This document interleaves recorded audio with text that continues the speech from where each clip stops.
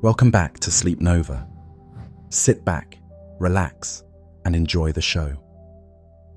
A pale river of light flows across the night sky. On a clear, moonless night far from city lights, you can see it arching overhead, a ghostly band shimmering against the dark. For millennia, humans have gazed at this milky glow with wonder. They gave it names born of poetry and legend. A river of heaven dividing the sky, the spilled milk of a goddess, a trail of campfire smoke from cosmic hunters, the path of migrating birds. Under these countless stars, our ancestors wove tales to explain the mysterious band, never realizing they were part of it. That hazy luminosity is no mere cloud or myth.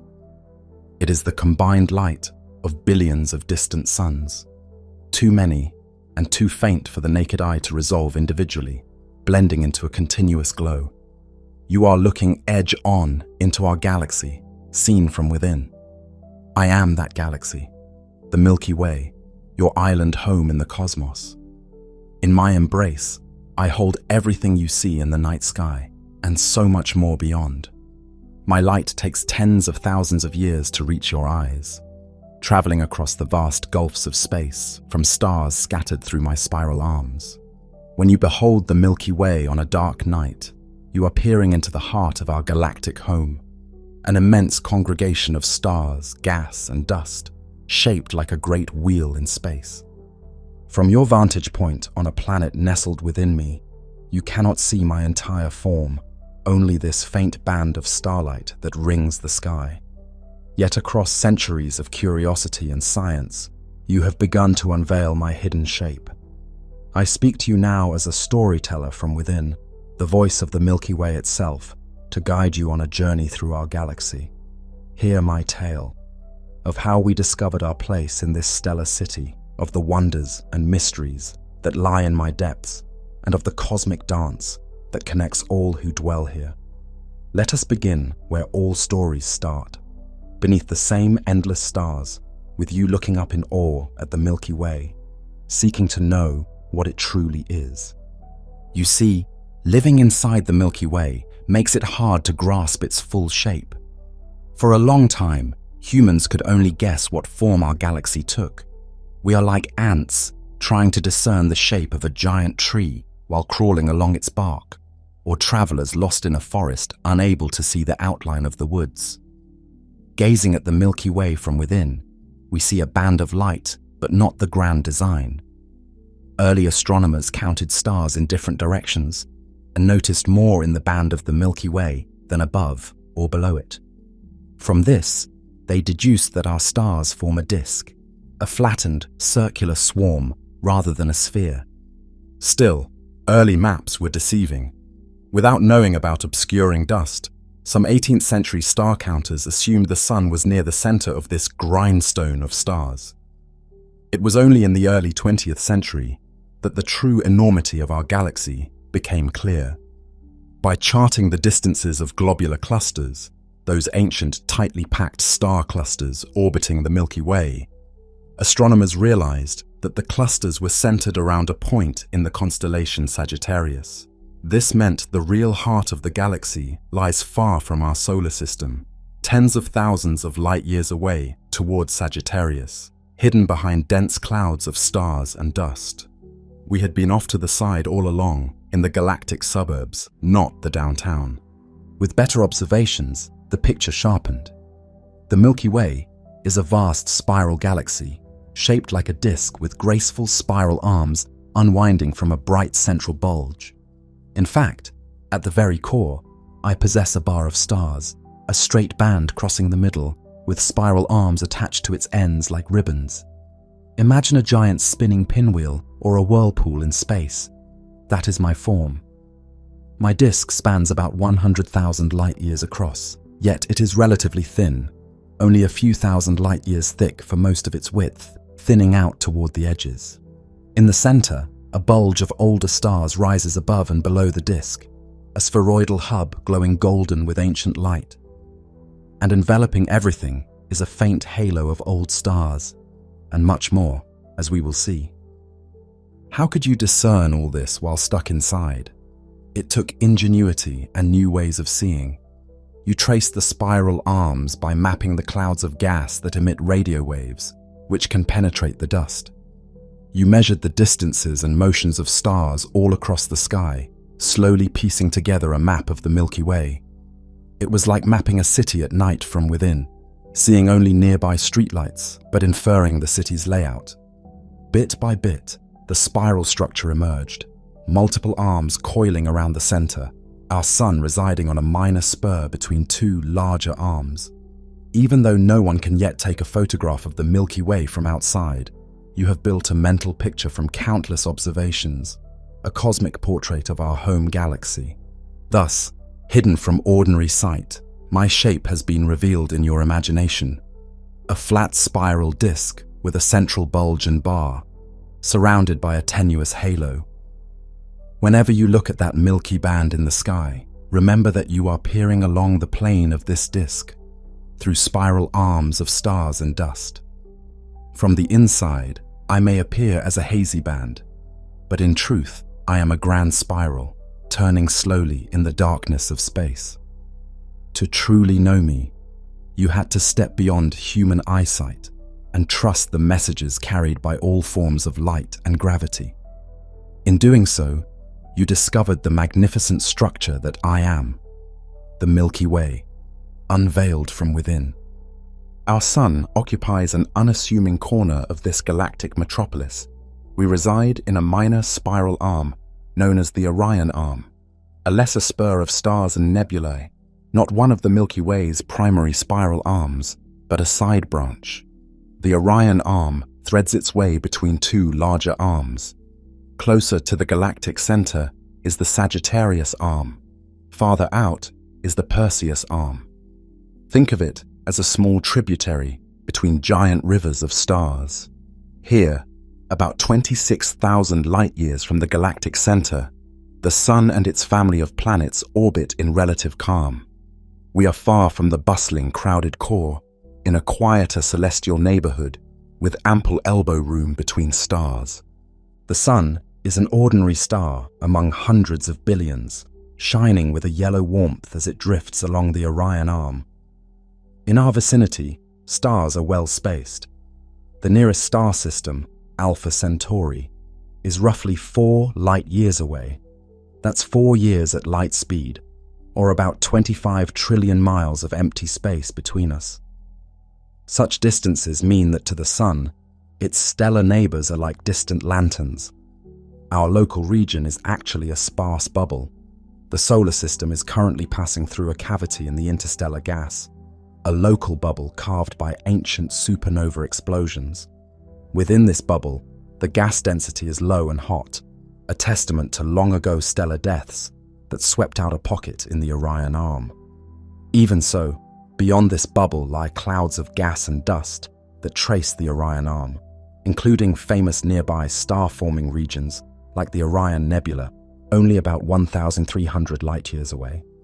In the grand rotation of the galaxy, the Sun moves at about 230 kilometers per second around the center, fast by human standards, yet it takes roughly 230 million years to complete a single orbit.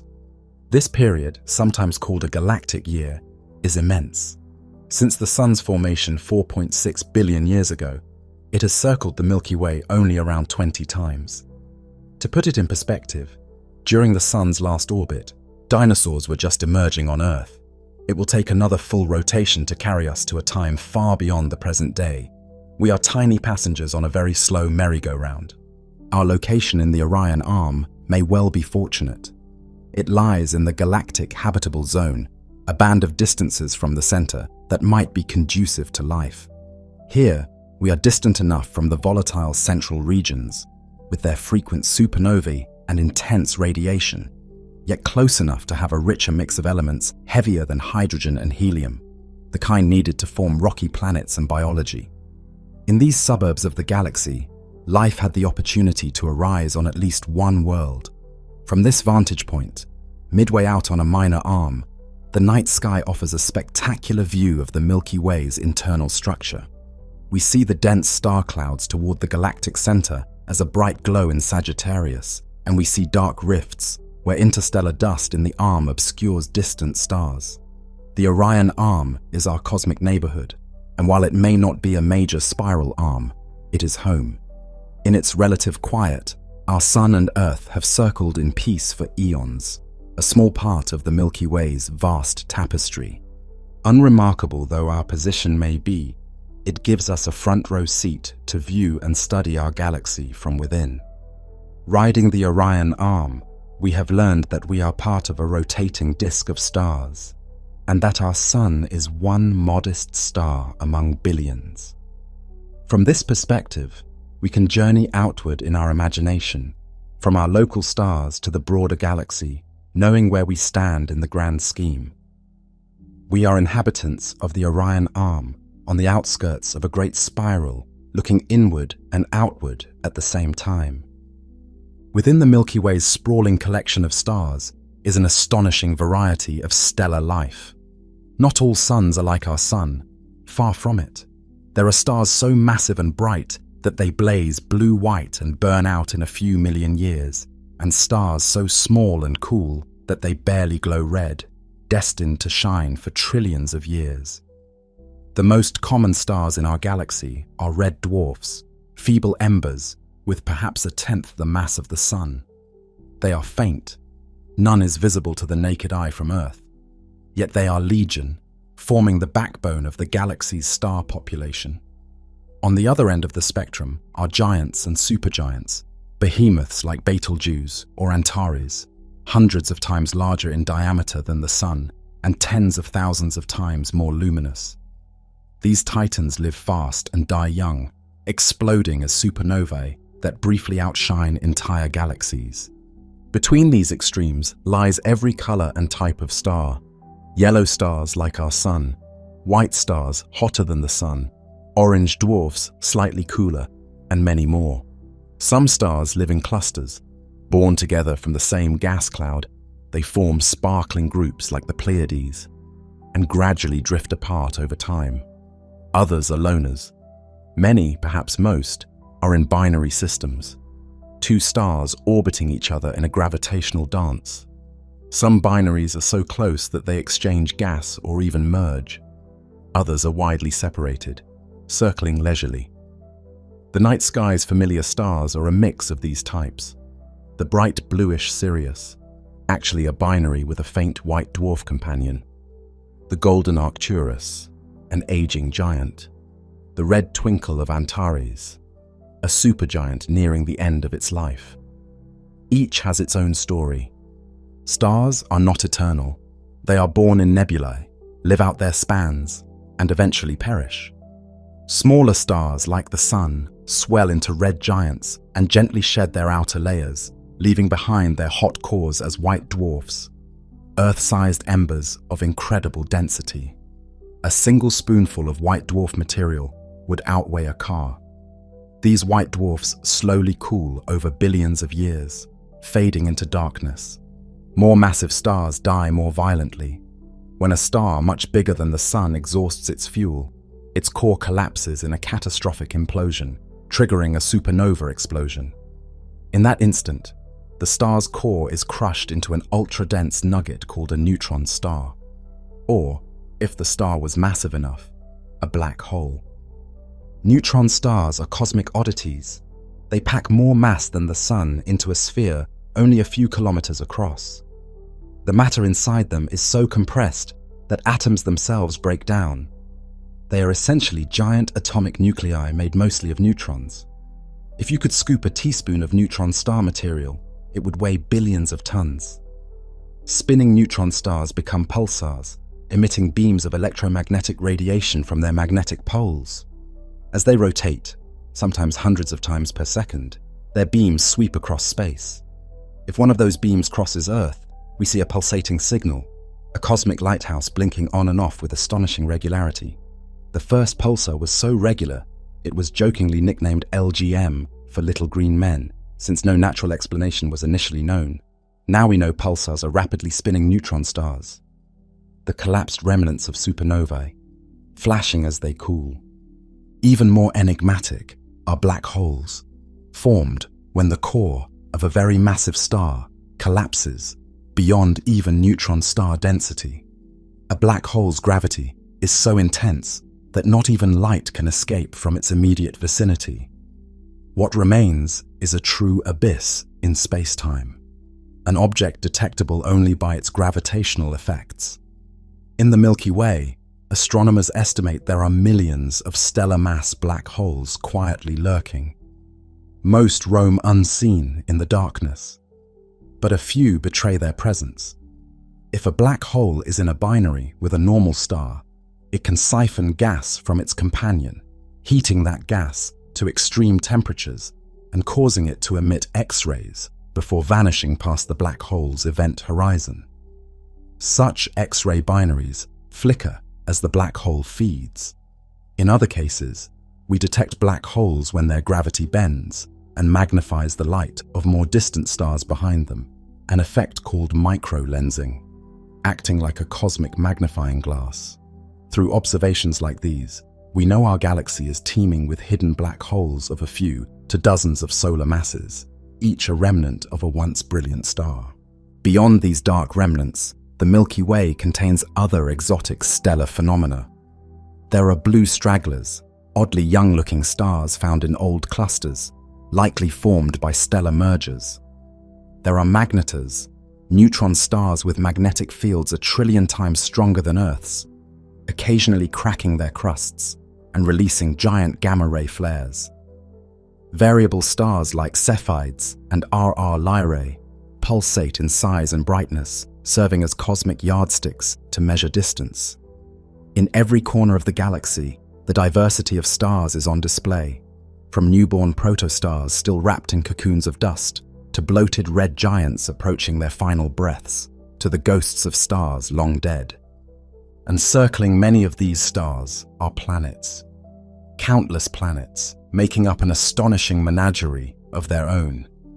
In recent decades, we have discovered thousands of exoplanets orbiting other stars in the Milky Way, and we suspect there are hundreds of billions in total. There are gas giants larger than Jupiter hugging scorchingly close to their suns, and icy worlds in the darkness far from their stars. There are rocky planets of all sizes, some in their stars' habitable zones where liquid water could exist. Each star is potentially a solar system, a miniature world system of its own. This means our galaxy is not only a city of stars, but also a vast collection of worlds. Somewhere out there, on one of those myriad planets, there might be other eyes turned skyward, beholding the same galactic panorama. The sheer variety of stars and their planets in the Milky Way speaks to the creativity of nature. From the dimmest red dwarf to the brightest supergiant, from pulsar beacons to silent black holes, every type of star enriches the tapestry of our galaxy. Together, they light up the Milky Way and forge the heavy elements that become new stars, new planets, and perhaps new life, continuing the cosmic cycle without end. At the very hub of the Milky Way lies a crowded and turbulent realm, unlike the relatively peaceful galactic outskirts we inhabit. As we move inward toward the galactic center, the density of stars increases dramatically. In the innermost few hundred light-years, millions of stars pack into a region of space that would fit inside the orbit of the outermost planets of our solar system. If you could stand on a world near the galactic center, your night sky would be ablaze with starlight. Thousands of times more stars would be visible than we see from Earth, and the darkness would be filled with a perpetual glow. This central hub of stars is the bulge of our galaxy, a spherical congregation of mostly old, reddish stars. But amidst this throng of ancient suns, there are also young, massive stars and extreme phenomena. At the core of it all, in the direction of Sagittarius, lurks a gravitational leviathan, a supermassive black hole with the mass of about 4 million suns. This monster sits in the exact center of the Milky Way, anchoring the orbits of stars around it. Astronomers cannot see the black hole directly. It emits no light, but they have traced its presence by the motion of stars that swarm like bees around an invisible queen. Over decades of patient observation, scientists watch these central stars loop around an unseen object at incredible speeds. One star was seen to swoop in and then swing around the dark center at thousands of kilometers per second, completing a full orbit in just 16 years. For comparison, remember that our Sun takes 230 million years to orbit the galaxy. Yet this star whipped around in a mere human lifetime, bound by an enormous gravitational force. Such dizzying orbits provided ironclad evidence of a supermassive black hole in the Milky Way's heart. The black hole itself is quiet compared to the fearsome engines in some galaxies, but it is not entirely inactive. The environment near this dark heart is extreme. Around it whirls a disk of gas and dust, drawn in by its gravity. Occasionally, clumps of this material spiral inward. As gas falls toward the black hole, it heats up and flashes brightly in X-rays and infrared light before vanishing from view. Astronomers have detected these flares, sudden bursts of energy as the black hole devours a bit of matter. It's as if the sleeping dragon at our galaxy's center occasionally stirs, breathing out a brief fire of radiation. Aside from gas, whole stars can be disrupted if they venture too close. Tidal forces near the black hole can stretch and tear a star apart, swallowing the star's material and unleashing a flare. Thankfully, such events are rare. Surrounding the black hole is a cluster of some of the most massive and luminous stars in the galaxy. Paradoxically, these young blue stars, some with dozens of times the Sun's mass, exist in a region where conditions seem hostile to star formation. Their presence is a long-standing puzzle. Perhaps they formed elsewhere and migrated inward, or they might have coalesced from the breakup of a massive star cluster that spiraled in. Regardless, they add to the energetic stew of the galactic center. These massive stars will live short lives and die as supernovae, adding more neutron stars and black holes to the central swarm. Indeed, the galactic center likely contains thousands of stellar mass black holes and neutron stars that have gradually sunk toward the deep gravitational well, congregating around their supermassive cousin. Because the center of the Milky Way is enshrouded in thick clouds of dust, we cannot see it in visible light. To human eyes looking toward Sagittarius, the central region is veiled. But when we peer with radio telescopes, infrared cameras, and X-ray observatories, the veil is lifted. We see a bustling scene, spiral filaments of hot gas, arcs and bubbles blown by stellar winds, and a bright radio glow marking the location of the central black hole. The core of our galaxy is dynamic and alive, a place of high energies and constant change, even if hidden from normal sight. Our Milky Way's center is modest as galactic nuclei go. Many galaxies have black holes, billions of solar masses strong, actively gobbling matter and blazing as quasars visible across the cosmos. By comparison, our central black hole is dormant enough that to an outside observer, the Milky Way might not stand out as an active galaxy. Yet evidence hints that our black hole was more energetic in the past. Huge lobes of gamma-ray and X-ray emission, extending far above and below the galactic plane, suggest that a few million years ago, the black hole may have consumed a large influx of matter, blowing out enormous bubbles of hot plasma. Even now, our galactic heart is not entirely quiet. It's just on a slow simmer rather than a furious boil. In the galactic center, we witness extremes of physics, gravity at its most intense, stellar densities at their highest, and energies that push matter to its limits. It is a privilege of our technological age that we can reconstruct this hidden region in our minds, using detectors that collect forms of light our eyes cannot see. We now know the Milky Way has a dark, massive heart, a black hole that ties together the fate of the surrounding stars, and a lively central hub of activity. This knowledge adds depth to our picture of the galaxy. Not only do spiral arms gracefully wind outward, but deep in the core lies a powerful engine that has quietly influenced the evolution of our cosmic home. The Milky Way is not a monolithic collection of stars born all at once. It is a layered tapestry woven over billions of years. Each component of our galaxy, the halo, the bulge, the thick disk, the thin disk, the spiral arms, contains stars of different ages and compositions, telling the story of how the galaxy grew and changed. By studying the properties of stars, astronomers can read this cosmic history recorded in their light and elemental makeup. One stark difference is between the stars of the halo and those of the disk. The halo, that sparse spherical cloud of stars enveloping the galaxy, is populated by extremely old stars. Many of them formed when the universe itself was young. These halo stars orbit the galactic center in eccentric, inclined paths, often angled oddly compared to the orderly rotation of the disk. They are relics of the Milky Way's infancy, some nearly 13 billion years old, almost as ancient as the universe. They typically contain only tiny traces of elements heavier than helium. In astronomical terms, they are metal poor, because in those early eons, there had not yet been enough generations of stars to forge abundant heavy elements. When we examine the light of an old halo star, we find it composed almost purely of primordial hydrogen and helium, with only a faint seasoning of heavier elements like oxygen, carbon, or iron. This tells us these stars formed before heavier elements became common, before supernova explosions had enriched the galaxy.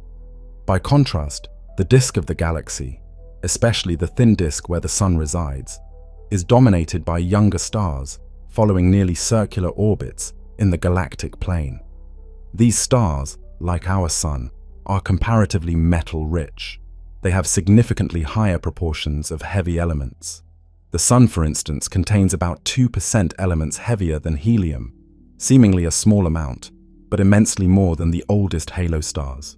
That 2% includes all the iron, silicon, carbon, and oxygen that make up our planet and our bodies. It is a gift from earlier generations of stars. The disk's stars range from a few billion years old down to newborn stars still lighting up their birth nebula. With each successive generation, starlight has been slowly coloring the galaxy with a richer palette of elements. Massive stars live short lives and die in supernovae, seeding the surrounding gas with the heavy elements forged in their cores. Later, new stars condense from that enriched gas, inheriting the heavy elements. Layer by layer, the galaxy's material has been transformed from pristine hydrogen and helium into the complex mix we see today, capable of forming planets and life and the very soil of Earth. Within the disk itself, astronomers distinguish a thick disk and a thin disk, two overlapping generations of stars. The thin disk is the flat plane of active star formation and young clusters, extending a few hundred light years in thickness. The thick disk is a more diffuse, vertically extended component, a couple of thousand light years thick, composed of older stars with intermediate ages, perhaps 8 to 12 billion years, and intermediate metal content. These thick disk stars likely formed early in the Milky Way's history, or they may even be immigrants, stars from a smaller galaxy that merged with ours long ago. Indeed, evidence suggests that around 10 billion years ago, the young Milky Way collided with a dwarf galaxy, tossing many stars into wild orbits and puffing up the disk. That event could explain why thick disk stars have somewhat lower heavy element abundances and higher tilted orbits compared to thin disk stars.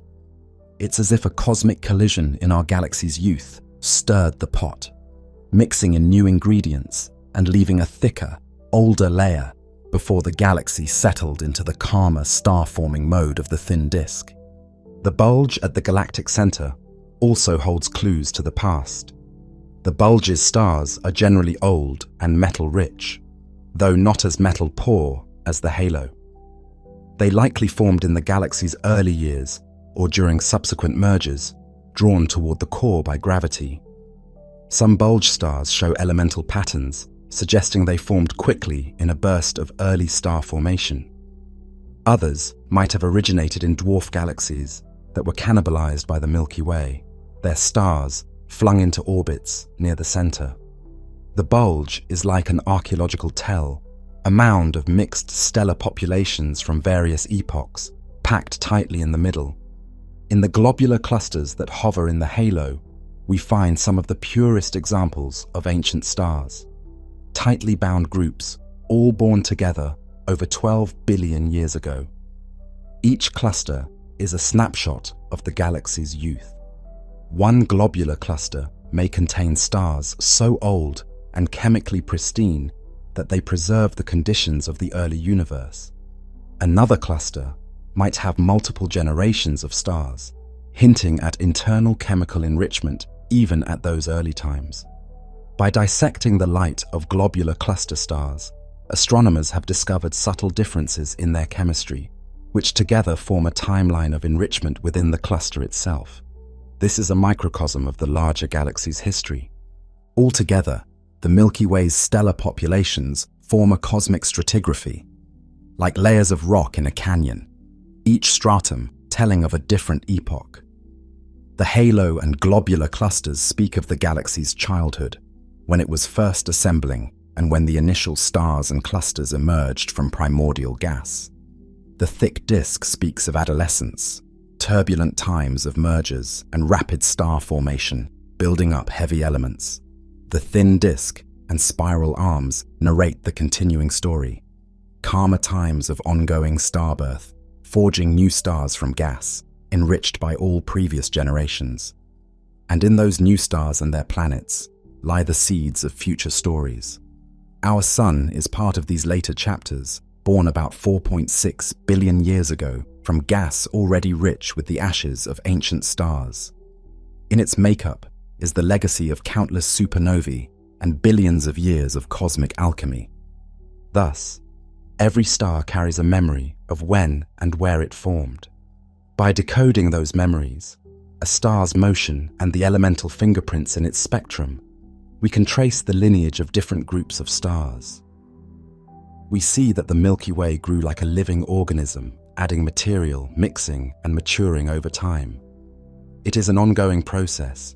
Even now, new stars with yet higher heavy element content are being born, adding a new layer atop the old. The galaxy we inhabit today is the sum of all these eras. We walk under a sky of ancient and youthful stars, cosmic fossils, and fresh beacons side by side. The layered history of the Milky Way reminds us that our galaxy is a dynamic, evolving entity, and that our very existence depends on that long history of star birth and star death that built up the elements of life. We are, quite literally, children of the stars from generations long gone, inheritors of a galaxy billions of years in the making. Stars are born from the raw material of the galaxy, vast clouds of gas and dust drifting in the interstellar medium. These clouds, called giant molecular clouds, are often tens to hundreds of light years across and contain thousands of times the sun's mass in cold hydrogen gas laced with cosmic dust. In their normal state, they are dark and obscure, blotting out the stars behind them as cold silhouettes. But within them, gravity works quietly over millions of years, gathering clumps of material until, in some regions, the cloud can no longer support its own weight. A slow collapse begins. What starts as a diffuse, chilled cloud of molecules and dust begins to fragment and fall inward into denser knots. As a knot collapses, it heats up and spins faster, a newborn star in the making. Deep inside such a collapsing protostar, temperatures climb until hydrogen atoms begin to fuse into helium. When that moment arrives, a new star ignites, shining with nuclear fire. Often, not just one star forms, but dozens or hundreds. Gravity tends to create many cores from one cloud, yielding a cluster of siblings. These infant stars are initially hidden from view by their natal dust cocoons, but their radiation and stellar winds soon blow away the surrounding shrouds. When the curtains lift, we see the results: clusters of hot young stars and the remaining cloud material carved into fantastic shapes by the energy of their birth. The sites of recent star formation announce themselves through nebulae, glowing clouds of ionized gas. Massive newborn stars, often of spectral type O or B, pour out intense ultraviolet light that ionizes hydrogen in the surrounding cloud, causing it to fluoresce in pink and red hues. These regions, known as H2 regions, pronounced H2, mark the nurseries where stars have just formed. One of the nearest examples is the Orion Nebula, visible as a small fuzzy patch in the Sword of Orion. In that nebula, a cluster of hundreds of young stars, only 1 million years old or less, illuminates the gas around them, creating a glowing cloud visible even in small telescopes. Within the nebula, one can observe zones where gas is being sculpted by stellar radiation, cavities and ridges around the bright central cluster known as the trapezium. The Orion Nebula is essentially a stellar maternity ward in our cosmic neighborhood, a mere 1/300 light-years away, giving us a front-row view of star birth in action. All across the Milky Way, especially along the spiral arms, similar nurseries abound. The Eagle Nebula, for instance, contains the famous Pillars of Creation, towering columns of gas and dust several light-years tall, eroded by the fierce light and winds of nearby newborn stars. Inside those dusty pillars, new stars are gestating, protected from the harsh outside radiation until they grow strong enough to emerge. The tips of the pillars glow where infant stars within them heat and ionize the gas. Eventually, the pillars will be blown apart completely, unveiling the stellar brood they once hid. Such images capture a moment in a continuous cycle. A cloud gives birth to stars, and those stars then disperse the remaining cloud. In these stellar nurseries, the scene is often chaotic. Protostars firing off bipolar jets that punch through the surrounding gas, disks of material forming around young stars, some of which will coalesce into planetary systems, and shock fronts where winds from the most massive stars slam into the cloud. The most massive newborns also live fast and die young. Even while their smaller siblings are still forming, the heaviest may explode as supernova, blasting the region with shock waves that can trigger further collapse in nearby clouds, or, conversely, blow the remaining gas out into interstellar space. Star formation is as much a process of destruction as creation. Each generation of stars profoundly reshapes its environment. The spiral arms of our galaxy are particularly rich in these nurseries. As the density wave of an arm passes through a region, it gently squeezes molecular clouds, often giving them the nudge needed to start collapsing into stars. This is why we see strings of H2 regions tracing the spiral arms like beads on a cosmic necklace. They shine as signposts of where fresh stars are coming to life. Some arms host giant complexes with thousands of massive stars, veritable star factories pumping out clusters and associations of hot young stars. These OB associations, named for the O and B-type stars that dominate them, typically disperse after a few tens of millions of years as their member stars drift apart, but not before contributing new stars to the galactic disk and enriching the surroundings with heavy elements when the biggest among them die. The life cycle continues. The remnants of one generation's molecular cloud can become the seeds of the next. The ashes of dead stars, their expelled gas and dust, mix back into the interstellar medium. In some cases, the shockwave from a supernova will sweep up gas in front of it, compressing it until new clumps form and new stars spark to life. In this way, a supernova can be both an end and a beginning, death leading to birth. At any given time, the Milky Way has numerous star-forming regions active. While individual star births might seem insignificant against the galaxy's vast timescales, collectively they add up. Our galaxy gives rise to a few new stars per year on average. Over millions of years, that builds entire clusters and replenishes the stellar population. Every bright blue star you see in the sky was once a protostar hidden in a nebula, and every nebula you see glowing is a promise that new stars have joined our galaxy. To us, the dark patches that divide the Milky Way's band in the sky, the great rifts of darkness, like the one that cleaves the summer Milky Way, might appear as voids. In reality, they are the cradles of creation, dense veils of dust and gas, home to embryonic stars. Given time and the right conditions, those black clouds will blossom into brilliant clusters, and the cycle will continue. The glowing nebulae and their newborn stars remind us that the Milky Way is alive and evolving, constantly turning gas into starlight. In their soft radiance, we witness the galaxy renewing itself. From the ashes of old stars and the primordial gas of the galaxy, new suns ignite, bringing light to the darkness and continuing the cosmic story of creation. The graceful spiral arms of the Milky Way might look like fixed structures, as if the stars themselves form grand, rotating tentacles. But this is an illusion born of our snapshot in time. In reality, the spiral arms are patterns, not permanent appendages. They are density waves moving through the galaxy's disk, like traffic jams along a highway or waves rolling through an ocean. The stars and gas clouds are the cars or the water flowing through the pattern, bunching up when they enter an arm and scattering as they leave. Imagine driving on a highway where an accident causes cars to slow down at a certain stretch. Cars behind catch up, and the density of cars increases at that spot, a traffic jam. After passing the bottleneck, each car speeds up again, leaving the jam. The jam itself may persist in the same general location or move slowly, even though individual cars are constantly entering and exiting it. This is analogous to how a spiral arm works.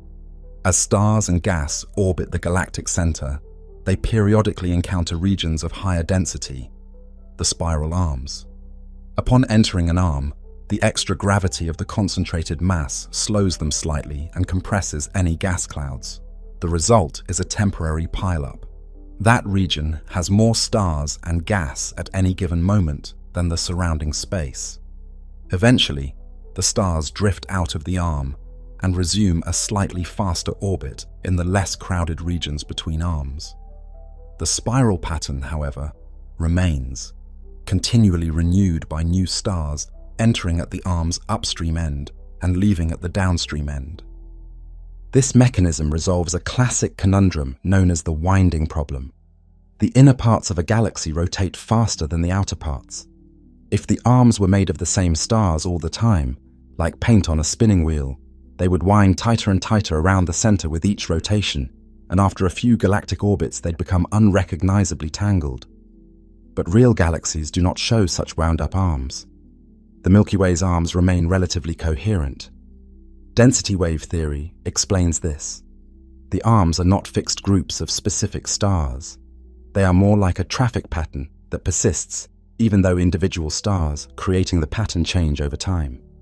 Another analogy is waves in the ocean. Consider a wave traveling through water. Water molecules mainly bob up and down. They don't move far with the wave. A leaf on the water might ride the wave up and then down, barely advancing toward shore. Similarly, a star rides up into the higher density of a spiral arm and then back down out of it, while the spiral wave itself propagates around the galaxy.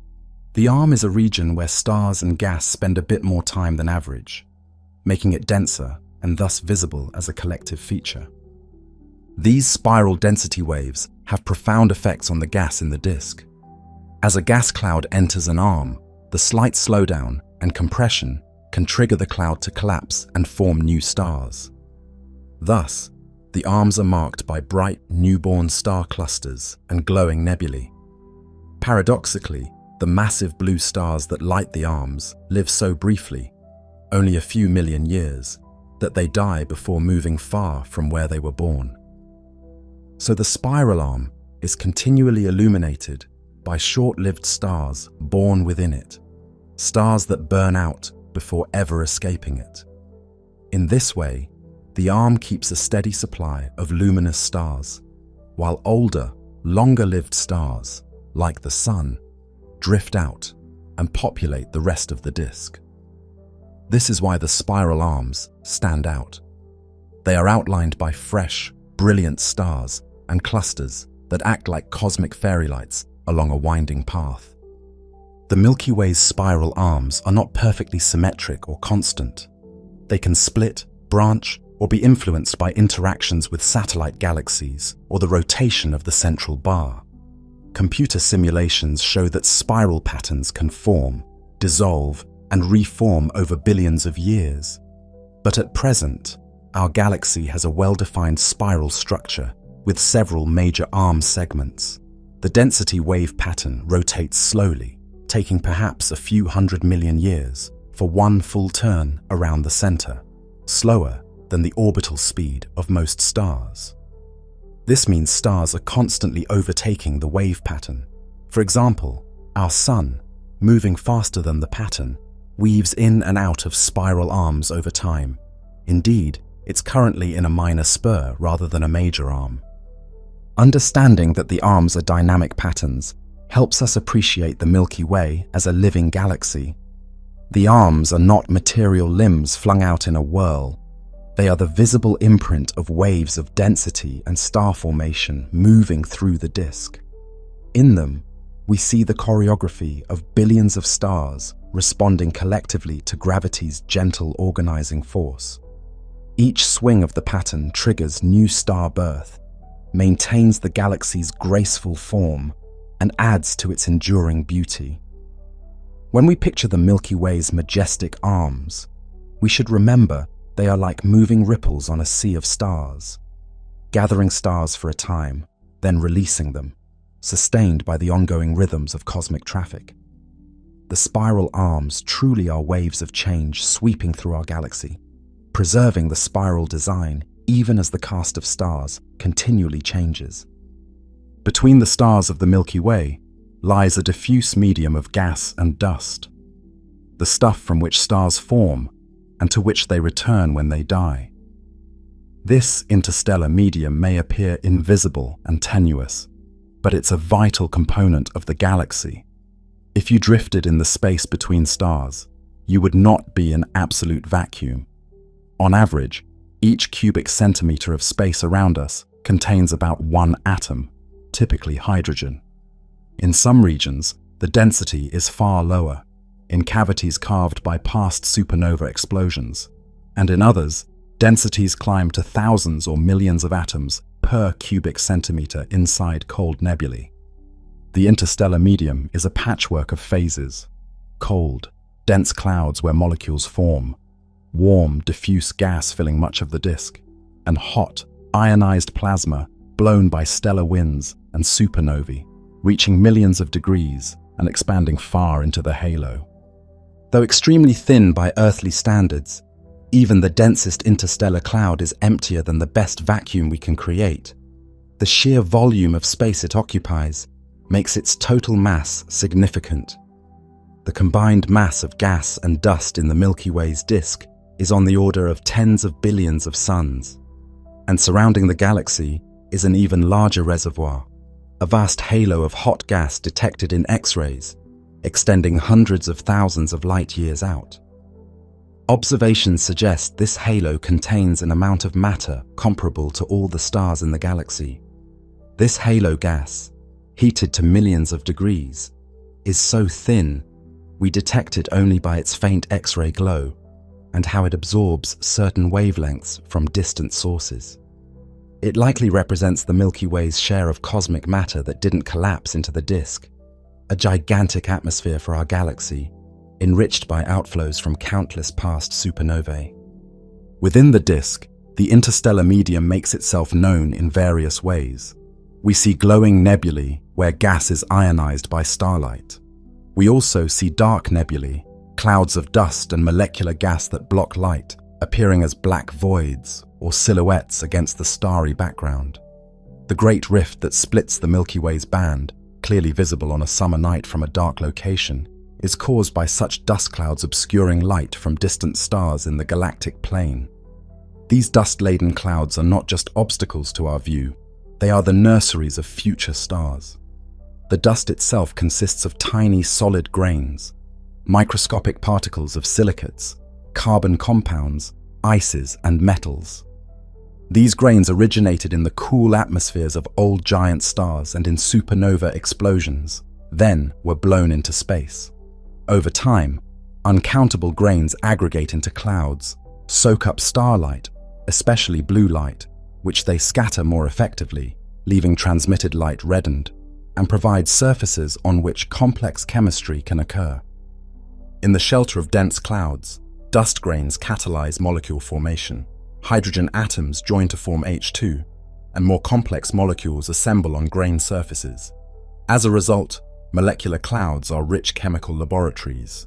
Astronomers have detected over 200 molecules in interstellar clouds, from simple carbon monoxide and water to organic molecules like formaldehyde, alcohols, and even precursors of amino acids.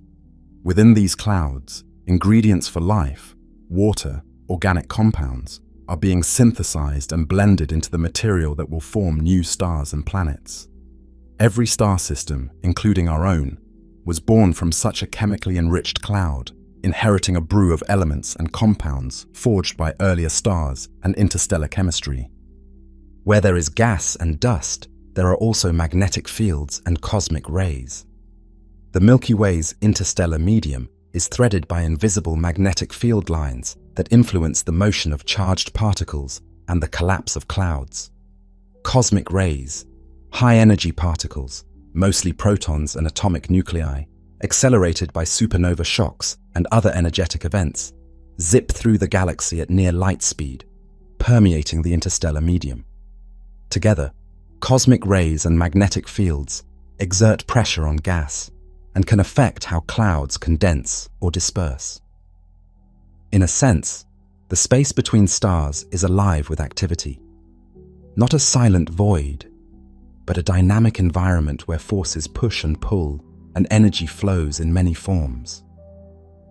One of the most perceptible effects of the interstellar medium is the dimming and reddening of starlight. When light from distant stars passes through an intervening dust cloud, the dust absorbs and scatters the shorter, bluer wavelengths more than the longer, redder wavelengths.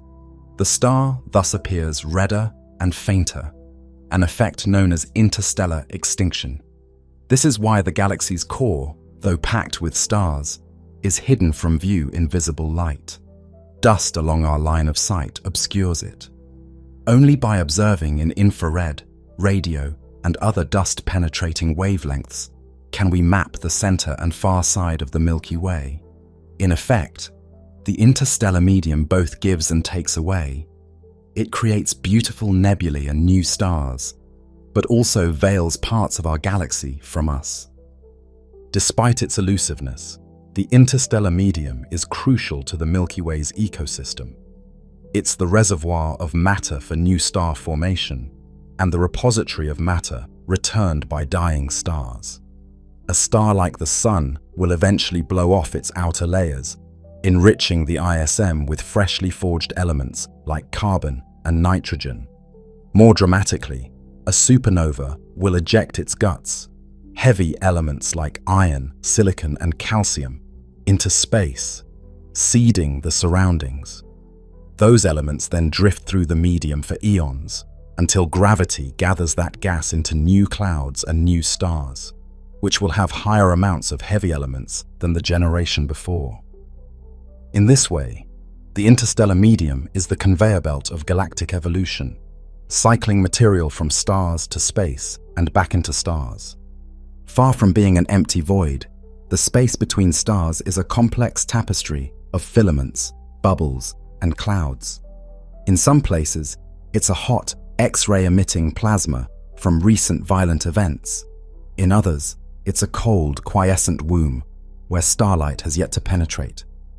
It connects all parts of the galaxy. The winds from one star can eventually reach the clouds that birth another, and the enrichment from long-dead stars finds its way into newborn planetary systems. When you gaze up at the Milky Way and notice its dark lanes and milky glow, you are indirectly seeing the interstellar medium, the dust causing darkness and the integrated light of countless distant stars diffused by intervening gas. The interstellar medium is the breath of our galaxy, the ethereal bridge between stars, carrying on the endless cycle of cosmic renewal. Encircling the Milky Way, far outside the bright disk, is a diffuse halo of ancient stars, a stellar halo that serves as a living fossil of the galaxy's early days. Within this halo orbit, the globular clusters, which are among the oldest surviving structures in the galaxy. Globular clusters are dense, spherical swarms of stars containing tens of thousands to millions of stars packed into a ball only a few hundred light-years across. About 150 such clusters are known around our galaxy, with likely a few more hidden in the far reaches. They are cosmic old folks' homes, filled with stars that formed together at the dawn of the Milky Way, over 12 billion years ago. Imagine a globular cluster as a glittering globe of stars. If you look through a telescope at one, say, the Great Cluster in Hercules, M13, or Omega Centauri in the southern sky, you see a concentrated blaze of starlight, countless diamond-like points crowding toward the center. In their cores, stars are so tightly packed that the average distance between neighbors can be less than a light year. For context, our sun's nearest neighbor is over 4 light-years away. If you lived on a planet inside a globular cluster, your night sky would be carpeted with thousands of brilliant stars, many far closer and brighter than any we see from Earth. The clusters move like satellites around the galaxy, often on elongated or inclined orbits that carry them high above and below the galactic plane. They pay little heed to the spiral arms or the disk. Instead, they trace out the galaxy's spherical gravitational potential. The stars within globular clusters have distinctive fingerprints. They tend to be extremely metal-poor, even compared to typical halo stars, which indicates their great antiquity. In many globulars, virtually all the stars formed at almost the same time. The whole cluster is a coeval family, born from one primordial cloud, making them useful as benchmarks for stellar ages. A few clusters show evidence of multiple episodes of star formation, but even those later generations are still extremely old, likely forming only a few 100 million years after the first. In short, globular clusters preserve the conditions of the early Milky Way, like insects in amber, each cluster a time capsule from an epoch when our galaxy was just coming together. The distribution of globular clusters was the clue that first revealed the galaxy's true expanse. Early in the 20th century, astronomers noticed globular clusters are not centered on the Sun, but roughly around Sagittarius. This revelation helped establish that the Sun is far from the galactic center. Most globulars lie in a spherical arrangement about the galactic core, with the highest concentration toward the center. About 90% orbit within 100,000 light-years of the center. However, a few renegade clusters roam even farther out. For instance, clusters like Palomar 4 and AM1 are well over 200,000 light-years away, on the outskirts of the halo. These remote clusters push the boundaries of the Milky Way's gravitational reach. Where did these clusters come from? They likely represent some of the building blocks from which the Milky Way grew. In the galaxy's infancy, proto-galactic fragments and smaller dwarf galaxies merged to form the larger system, and those smaller pieces often produced globular clusters during their own star formation bursts. Some globulars might be the cores of dwarf galaxies that the Milky Way tore apart long ago, tightly bound remnants that survived the tidal destruction. A compelling example is Omega Centauri, the brightest globular cluster in the sky, visible to the naked eye in the south as a faint smudge. Omega Centauri is unusually massive and has stars of different ages, suggesting it wasn't formed in one go. Astronomers suspect it's the leftover nucleus of a small galaxy that the Milky Way shredded billions of years past. What remains is its central star cluster, now orbiting as a globular. This hints that the halo is partly built from the remains of other galaxies, a theme we'll explore further with galactic cannibalism. Beyond the clusters, the halo contains solitary stars, lone wanderers, mostly old and on eccentric orbits.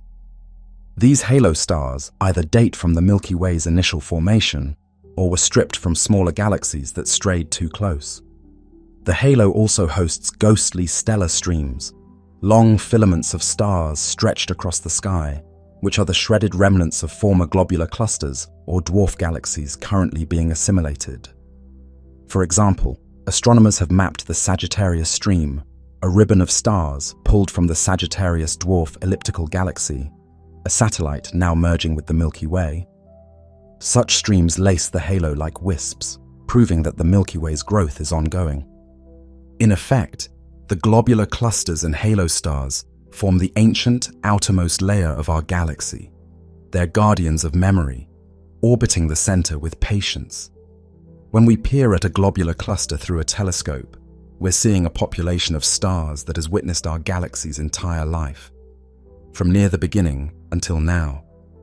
The halo may be faint to our eyes, giving off little light compared to the bright disk, but it's a crucial part of the Milky Way's structure, enclosing it in a spherical embrace. It also provides, along with dark matter, a gravitational scaffold that holds the galaxy together.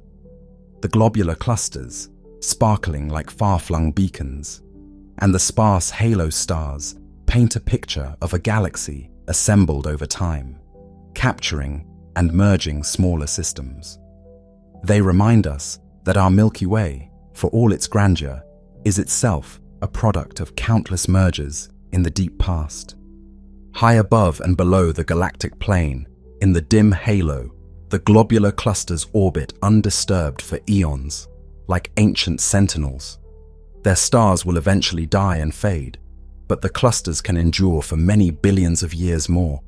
They'll likely be among the last recognizable structures of our galaxy, even after the spiral arms dissolve and the Milky Way has merged into something new. In these clusters, one senses the deep time and resilience of the galaxy. They are the Milky Way's oldest residents, faithfully circling the galactic center as they have since nearly the dawn of time, carrying the story of the galaxy's birth in their dense, starry realms. Yet, for all the stars, gas, and dust we see, the Milky Way has an even more massive component that we cannot see at all: dark matter. This is one of the great mysteries in astronomy today. Observations of our galaxy, and others, suggest about 85% of the Milky Way's mass is dark matter, a substance that does not emit, absorb, or reflect light.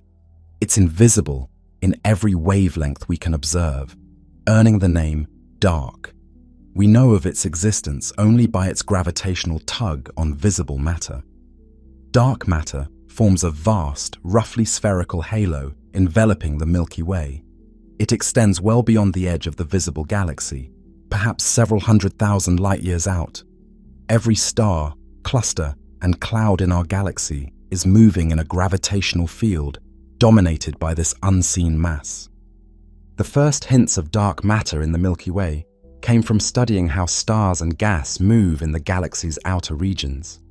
Based on visible material alone, you'd expect stars farther out to orbit more slowly, like planets farther from the Sun move slower due to weaker gravity. But to astronomers' surprise, stars in the distant outskirts of the Milky Way were moving just as fast as stars closer in. Something extra was providing the gravity to keep those fast-moving outer stars bound to the galaxy. If the mass of the galaxy dropped off where the light does, those outer stars and gas clouds should have flown off into space. The fact that they remain in orbit implies a tremendous amount of unseen matter extending far out, exerting gravitational pull. Similar findings in other galaxies and galaxy clusters confirmed that a huge portion of matter is invisible. Thus, we infer the Milky Way is surrounded by an enormous dark matter halo. Unlike the halo of stars, which we can glimpse in globular clusters and streams, the dark halo emits no light and is far more massive. Picture the galaxy's visible parts, the bright disk and central bulge, as a little frisbee and a yolk, respectively, nested inside a vast, diffuse ball of transparent material, far larger and heavier. That's our situation. The dark matter halo not only extends beyond the stellar halo, it likely outweighs all the stars by a factor of 5 or more. The Milky Way's total mass is roughly 1 trillion times the Sun's mass, but stars, gas, and dust make up only a small fraction of that. The rest is dark matter. What is this dark matter? We aren't sure. It's not made of the same kind of particles as we are, the protons, neutrons, electrons of normal atoms. It's not simply a bunch of faint stars or rogue planets or black holes. Those ordinary possibilities don't add up to nearly enough mass. The leading idea is that dark matter consists of some new type of particle, one that interacts so weakly with normal matter and light that it hardly ever collides or emits radiation. These hypothetical particles pervade the halo, streaming even through Earth and our bodies unnoticed, except for their gravity. Physicists have built sensitive underground experiments to try to catch a dark matter particle interacting with normal matter, but so far, none has been definitively detected. The true nature of dark matter remains elusive, making it a profound puzzle at the intersection of cosmology and particle physics. Nevertheless, dark matter's gravitational effects are well documented. It explains the flat rotation curve of the galaxy, the roughly constant orbital speeds of stars at various distances from the center. If mass were concentrated mostly in the inner parts, where the light is, orbital speeds should drop off in the outer galaxy, much as planets farther from the Sun orbit slower. But they don't drop, they stay high. That flat rotation curve tells us mass continues to increase with radius, far beyond the visible disk, consistent with a massive dark halo. Dark matter also helps hold together the loosely bound outer structures. Dwarf satellite galaxies and distant globular clusters orbit faster than they would if only visible matter existed. But with the dark matter's extra gravity, their orbits make sense. Furthermore, the presence of dark matter in the early universe allowed galaxies like ours to form. Dark matter clumped first, since it doesn't feel pressure or light, providing gravitational wells into which normal gas later fell to form stars and galaxies. In this sense, dark matter is like the cosmic scaffolding upon which luminous structures, like the Milky Way, were built. There are other clues of dark matter in our galaxy. One is gravitational lensing. Light from distant stars or galaxies is subtly deflected as it passes through the Milky Way, bending around unseen mass. By mapping these distortions, astronomers can infer the distribution of all mass, visible and dark, in our galaxy. These studies support an extended massive halo that far outweighs the visible portions. Another clue comes from the motions of satellite galaxies. Dozens of dwarfs orbit the Milky Way, like the Magellanic Clouds and others, and their movements suggest they feel the pull of far more mass than we can see directly. All lines of evidence indicate dark matter is real and forms the majority of our galaxy's mass. Yet, because it neither shines nor blocks light, one could drift through a dark matter cloud and never notice it. It's a cosmic shadow, shaping the galaxy, governing the motions of stars and gas, but invisible. Its presence forces us to confront the humbling fact that the stars and nebulae, and by extension we, who are made of that same ordinary matter, are a minority of the Milky Way's mass. The bulk of our galaxy is something fundamentally alien to our senses. This great unknown adds an aura of mystery to the Milky Way. As we map the galaxy in increasing detail, we outline dark matter's influence, but can't yet pinpoint its nature. Perhaps one day, physics will reveal what dark matter truly is. Until then, it remains a shadowy halo, the Milky Way's unseen frame, a colossal silent partner holding our galactic home together. We live in the light of stars and nebulae, but we are also encompassed by a dark gravitational sea. One of the strongest pieces of evidence for dark matter came from charting the Milky Way's rotation curve. How fast objects orbit the center at different distances. If we could measure orbital speeds from the inner galaxy out to the far outskirts, classical physics predicts a certain pattern.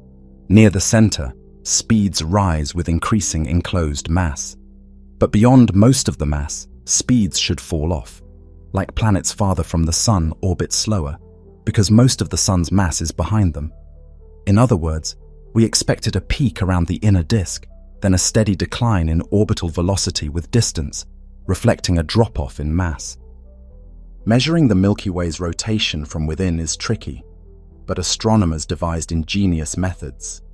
They use the Doppler shift of spectral lines, especially the 21-centimeter radio line of neutral hydrogen, to gauge how fast gas is moving along our line of sight in different parts of the galaxy. By mapping these velocities and using geometry, they infer orbital speeds at various radii. The Sun, for example, orbits at about 220 kilometers at 26,000 light-years out. The surprise came when scientists extended measurements further. Instead of dropping, rotation speeds stayed high, roughly constant around 200–240 kilometers, far beyond the visible edge of the disk. Gas clouds orbiting 50,000 or 60,000 light-years from the center moved nearly as fast as gas 10,000 light-years out. This flat rotation curve defied expectations. If the Milky Way's mass were mostly in the visible stars and nebulae, the orbital speed at 50,000 light-years should be much lower than at 25,000 light-years, just as Neptune orbits slower than Earth. The fact it isn't means the mass within 50,000 light-years is far greater than the visible stars alone provide. In essence, as you go outward, you keep finding more gravitational pull than anticipated, as if an unseen bulk of matter extends into the darkness. The flat rotation curve suggests the Milky Way's mass keeps growing with radius well beyond the visible disk. Eventually, at some very large radius, it must taper, but measurements out to the farthest gas, and even using the motions of satellite galaxies, show the mass enclosed is still rising even out to about 100,000 light-years. This matches perfectly with the idea of a massive dark matter halo.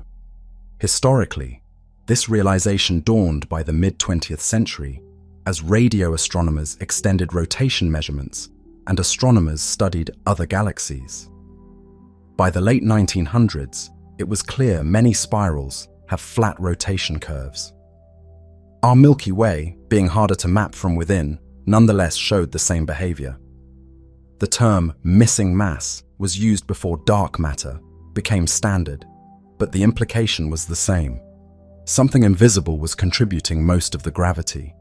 The flatness of our galaxy's rotation curve is a cornerstone of the dark matter hypothesis, direct evidence that most of the Milky Way's mass is not where the light is. To put numbers on it, at the Sun's orbit, 26,000 Li, the orbital velocity is about 220 kilometers.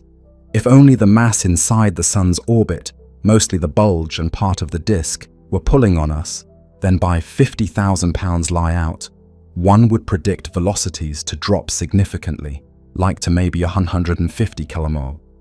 But observations show it remains 220 pounds kilometers, sometimes a bit higher, at 50,000 pounds Li, 60,000 pounds Li, and beyond. This fact demands that a lot of additional mass lies farther out. In a sense, the stars and gas we see are riding on a massive merry-go-round whose full extent is far larger than the lit-up platform. We have refined the rotation curve with various traces: hydrogen gas, via its radio emission, carbon monoxide clouds, via millimeter wave emission, and even certain star populations at known distances. All agree, the outer galaxy rotates faster than expected from visible matter alone. This consistent behavior strongly supports an extended dark matter halo. Alternative theories, like modifying gravity, have been proposed, but those struggle to explain all observations, especially on scales of clusters and cosmology. Thus, the flat rotation curve stands as a key clue that dark matter dominates our galaxy's mass budget. For our Milky Way, the rotation curve flattens already within a few thousand light-years of the center and stays flat, with minor wiggles due to spiral arm mass concentrations, as far out as we can measure. The motion of distant satellites suggests it stays flat or only gently declines even at extreme radii. This indicates the dark matter halo is very extended. We're not sure exactly where it ends, perhaps hundreds of thousands of light-years out, where the influence of neighboring Andromeda's halo might start to compete. In summary, the unexpectedly high, flat rotation velocities in the outer Milky Way were a pivotal clue that most of the galaxy's mass is invisible. The luminous spiral that we see is effectively the tip of an iceberg. Beneath it, or around it, lies the bulk of matter that controls the dance of stars.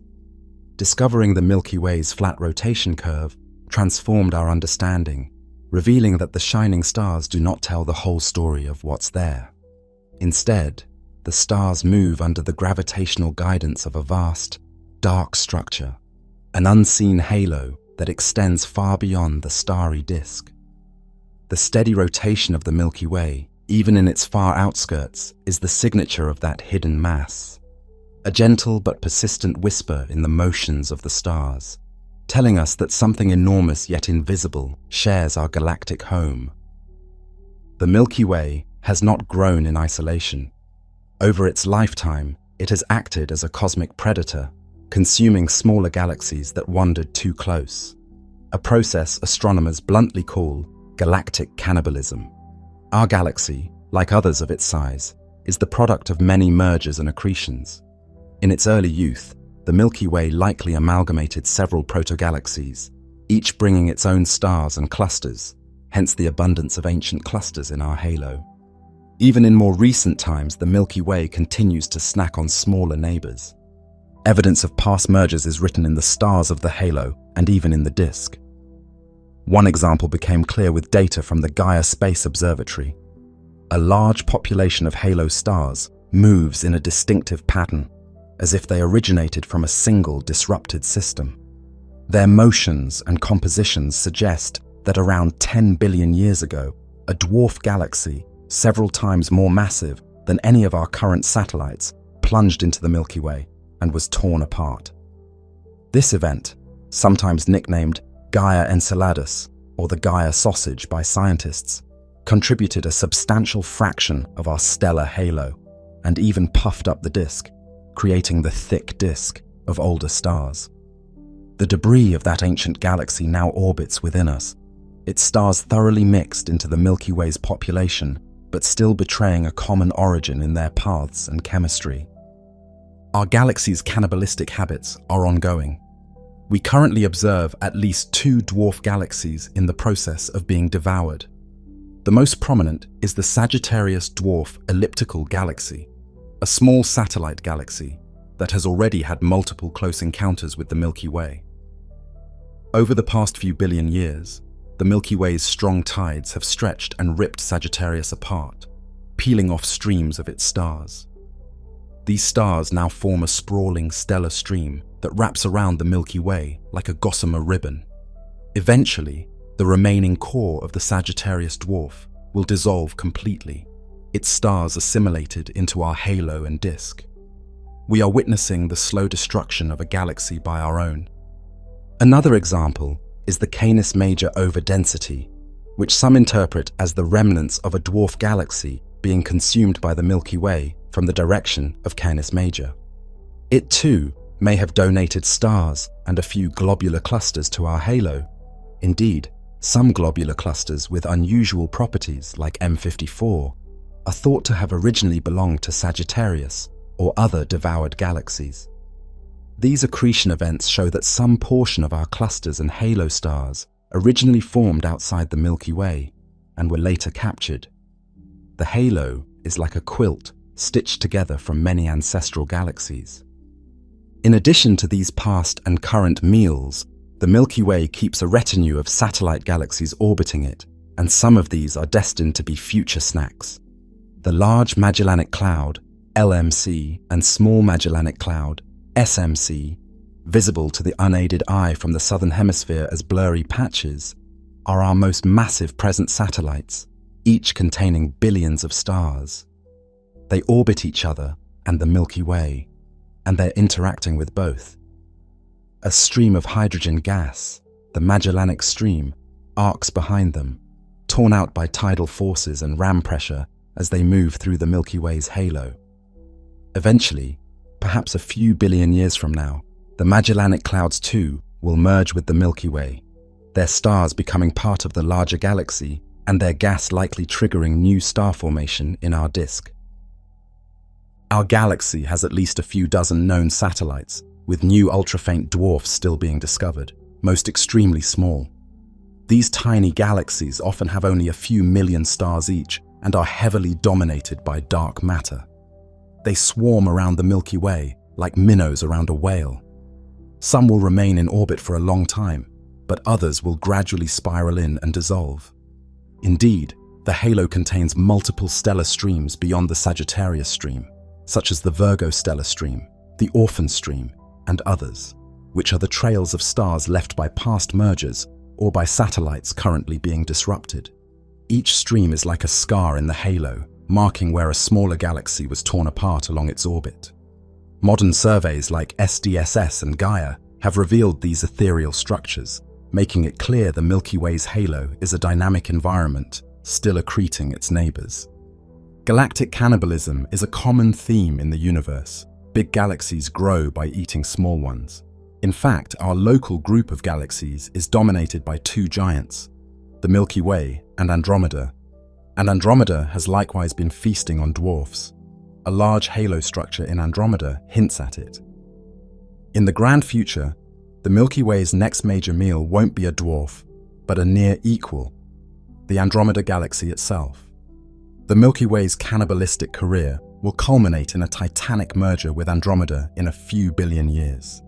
That impending collision is a story in its own right, but it underscores that no galaxy is an island unto itself forever.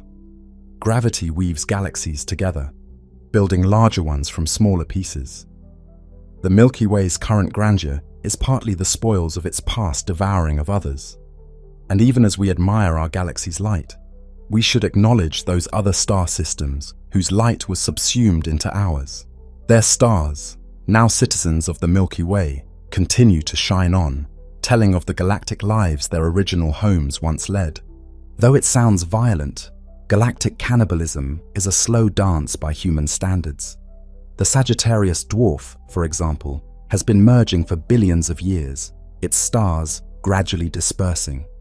When the Magellanic clouds begin to merge, it will unfold over similarly long timescales, creating spectacular streams and perhaps igniting bursts of star formation. We living beings on Earth likely won't feel these events directly, but we can detect and trace them across the sky. In this way, the Milky Way is both a single entity and a composite of many, an amalgamation forged by gravity's relentless mergers. Each absorbed galaxy adds to the richness of our own, new stars, new clusters, sometimes subtle ripples in our galaxy's structure. Standing on the edge of the galactic disk, we might imagine the ghostly remains of these consumed galaxies encircling us. Indeed, in the halo above, some of the stars you see might once have belonged to a completely different galaxy before joining ours. The story of the Milky Way is, in part, the story of many smaller galaxies that came together. As our galaxy continues its cosmic dining, it reminds us that even galaxies are not static.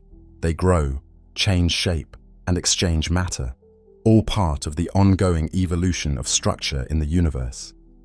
In the Milky Way's majestic glow lies the light of many ancestral worlds, now united in a single, larger family. The next great family reunion will happen when we meet Andromeda, heralding a new chapter in this cosmic tale. Our galaxy's future holds a dramatic event, a collision with the Andromeda galaxy, our giant neighbor. Andromeda, also known as M31, is currently about 2.5 million light-years away, visible as a faint smudge in a dark sky.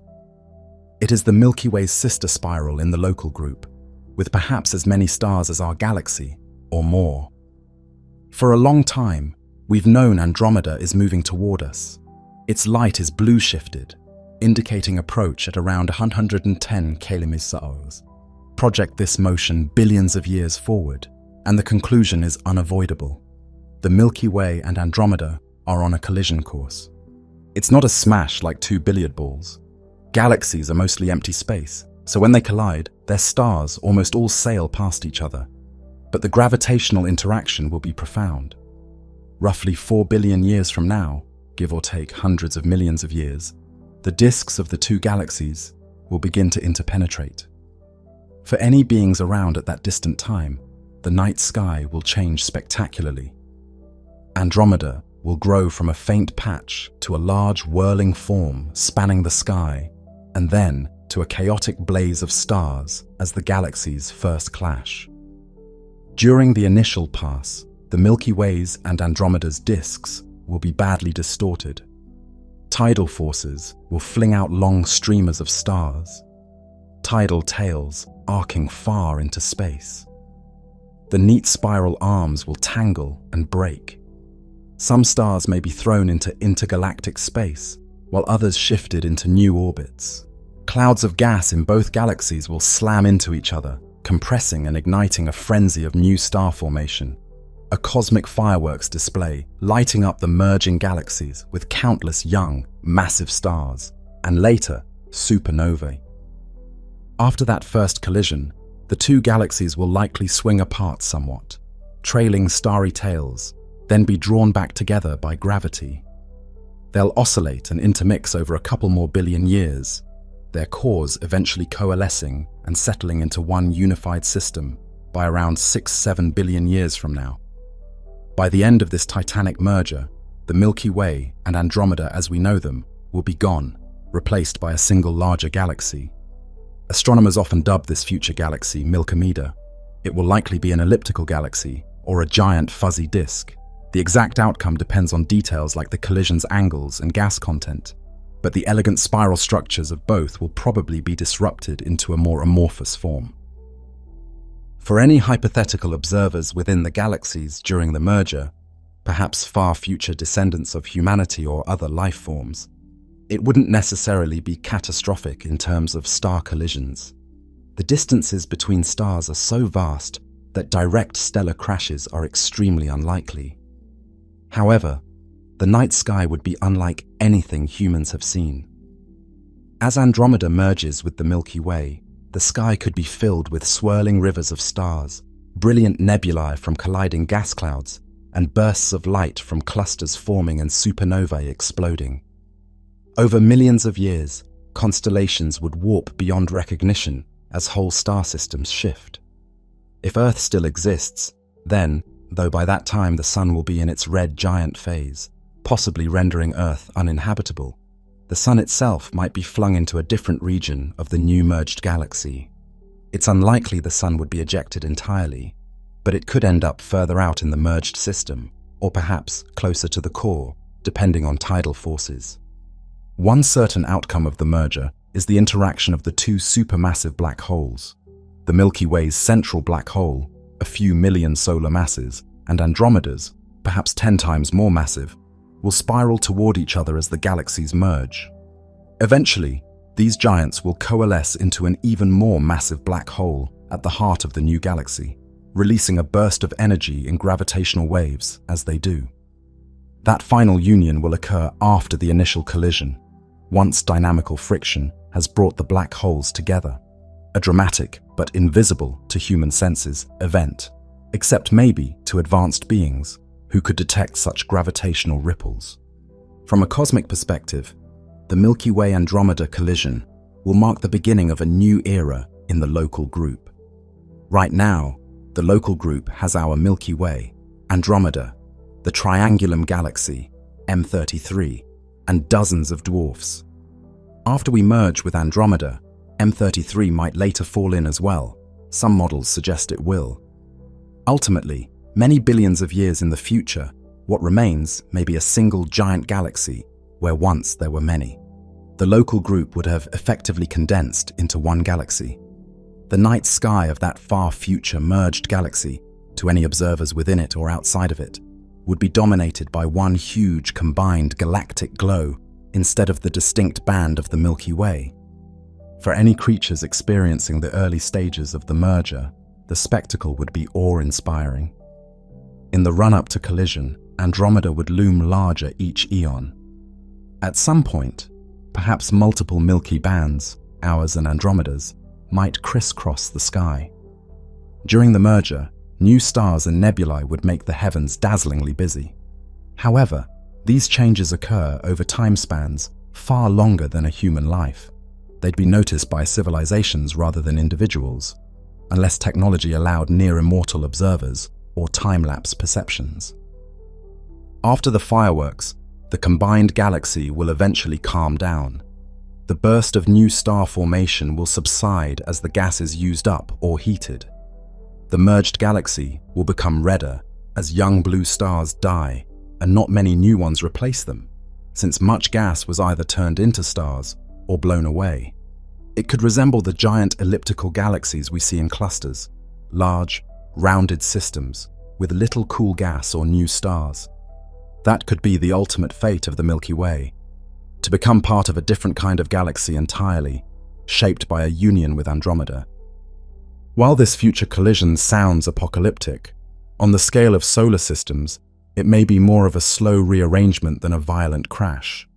Still, it's awe-inspiring and perhaps a bit unsettling to realize that the familiar night sky is temporary. The Milky Way's current form, its spiral arms, its barred center, its solitary majesty in our sky, will all be transformed. Our galaxy is destined to change dramatically. The silver river of the Milky Way will eventually merge with Andromeda's great spiral, and together they'll form a new, larger galaxy. Galaxies, like clouds or living creatures, have life cycles. They are born, they evolve, and they can join to create new entities. The Milky Way's rendezvous with Andromeda will be one of the defining episodes of its life story, and though none of us will witness it, we can predict and imagine this distant spectacle as a final grand chapter, or perhaps a new beginning, in the saga of our galactic home. In that far future, if some sentient being looks up at the sky from a world in the merged galaxy, they might see not a narrow, milky band, but an all-encompassing hazy glow, the combined light of two galaxies, now one. And where we now speak of the Milky Way with its rich history, they will speak of an even larger cosmic city of stars, born from the union of two great spirals that danced and became one. For most of human history, our perception of the Milky Way was limited to what our eyes can see, visible starlight and the dark dust lanes that block it. But the galaxy emits and absorbs a broad spectrum of radiation beyond the optical, and over the last century, we've learned to observe the Milky Way in these other colors of light. Each reveals a different facet of our galaxy, allowing us a more complete picture than visible light alone could ever provide. Radio waves were the first window beyond the optical to open. In the early 1930s, radio emission was discovered coming from the direction of the galactic center. Since then, radio astronomy has mapped the Milky Way in great detail. One of the most important radio emissions is the 21-centimeter line of neutral hydrogen. By surveying this line across the sky, astronomers in the mid-20th century traced the spiral arms and measured the galaxy's rotation, even on the far side, which optical astronomy can't see due to dust. Thus, we charted the distribution of hydrogen gas throughout the Milky Way. Radio waves pierce the dust that blinds us in visible light. In radio maps, the Milky Way's disk is filled with swirling arms of hydrogen gas, extending well beyond the visible starry disk. Radio telescopes also discovered a strong radio source at the galaxy's center, later identified with the black hole, and detected the faint glow of myriad supernova remnants, expanding shells of ionized gas, and other emissions caused by cosmic rays spiraling in magnetic fields. In radio, the Milky Way is a mix of diffuse hum and bright spots. The diffuse radio hum comes from electrons caught in the galaxy's magnetic field, and the bright spots correspond to regions like the galactic center, supernova remnants, e.g., Cassiopeia A, and star-forming zones, where ionized gas abounds. Moving to microwave and millimeter wavelengths, we can map molecular gas. Telescopes tuned to millimeter waves detect rotational transitions of molecules such as carbon monoxide, CO, which traces molecular hydrogen, H2. Using these, astronomers mapped giant molecular clouds, the cold, dense starbirth nurseries, across the Milky Way. These maps show concentrations of molecular clouds along the spiral arms and toward the center, complementing the 21 centimeter hydrogen maps. Together, they give a 3D distribution of the galaxy's interstellar gas. Additionally, microwave observations by satellites like COBE and Planck have given full sky images of the Milky Way's dust emission. The dust that appears dark in visible light actually glows faintly in the far infrared and microwave, as it's warmed to only tens of degrees above absolute zero by starlight. These maps show the Milky Way's plane as a bright band of thermal emission, highlighting cold dust in dense clouds. Before focusing on the cosmic microwave background, the Planck satellite produced some of the best microwave images of the sky, dominated by our galaxy's swirling dust and gas filaments. Infrared light gives another penetrating view. Infrared has longer wavelengths than visible, so it is less impeded by dust. Infrared observations, especially in the near-infrared, a few microns, can see stars on the far side of the galaxy that are completely hidden to optical telescopes. The first full-sky infrared surveys, like the IRAS satellite in the 1980s and the COBE satellite's Derby instrument, later the 2MASS survey in the 1990s, transformed our view of the inner Milky Way. Suddenly, the central bulge and bar came into clear focus, since their stars shine through the dust in infrared. What was a mysterious dark gap in visible light became a bright, resolved structure in infrared. The mid-infrared reveals warm dust and complex molecules, like PAHs, polycyclic aromatic hydrocarbons, in star-forming regions, outlining the spiral arms in a diffuse glow of warm dust. Modern infrared space telescopes, such as Spitzer and the newer James Webb, have captured stunning images of star-forming nebulae and the galactic center in infrared, peering through veils of dust to show star clusters crowded around the central black hole or embedded in their birth clouds.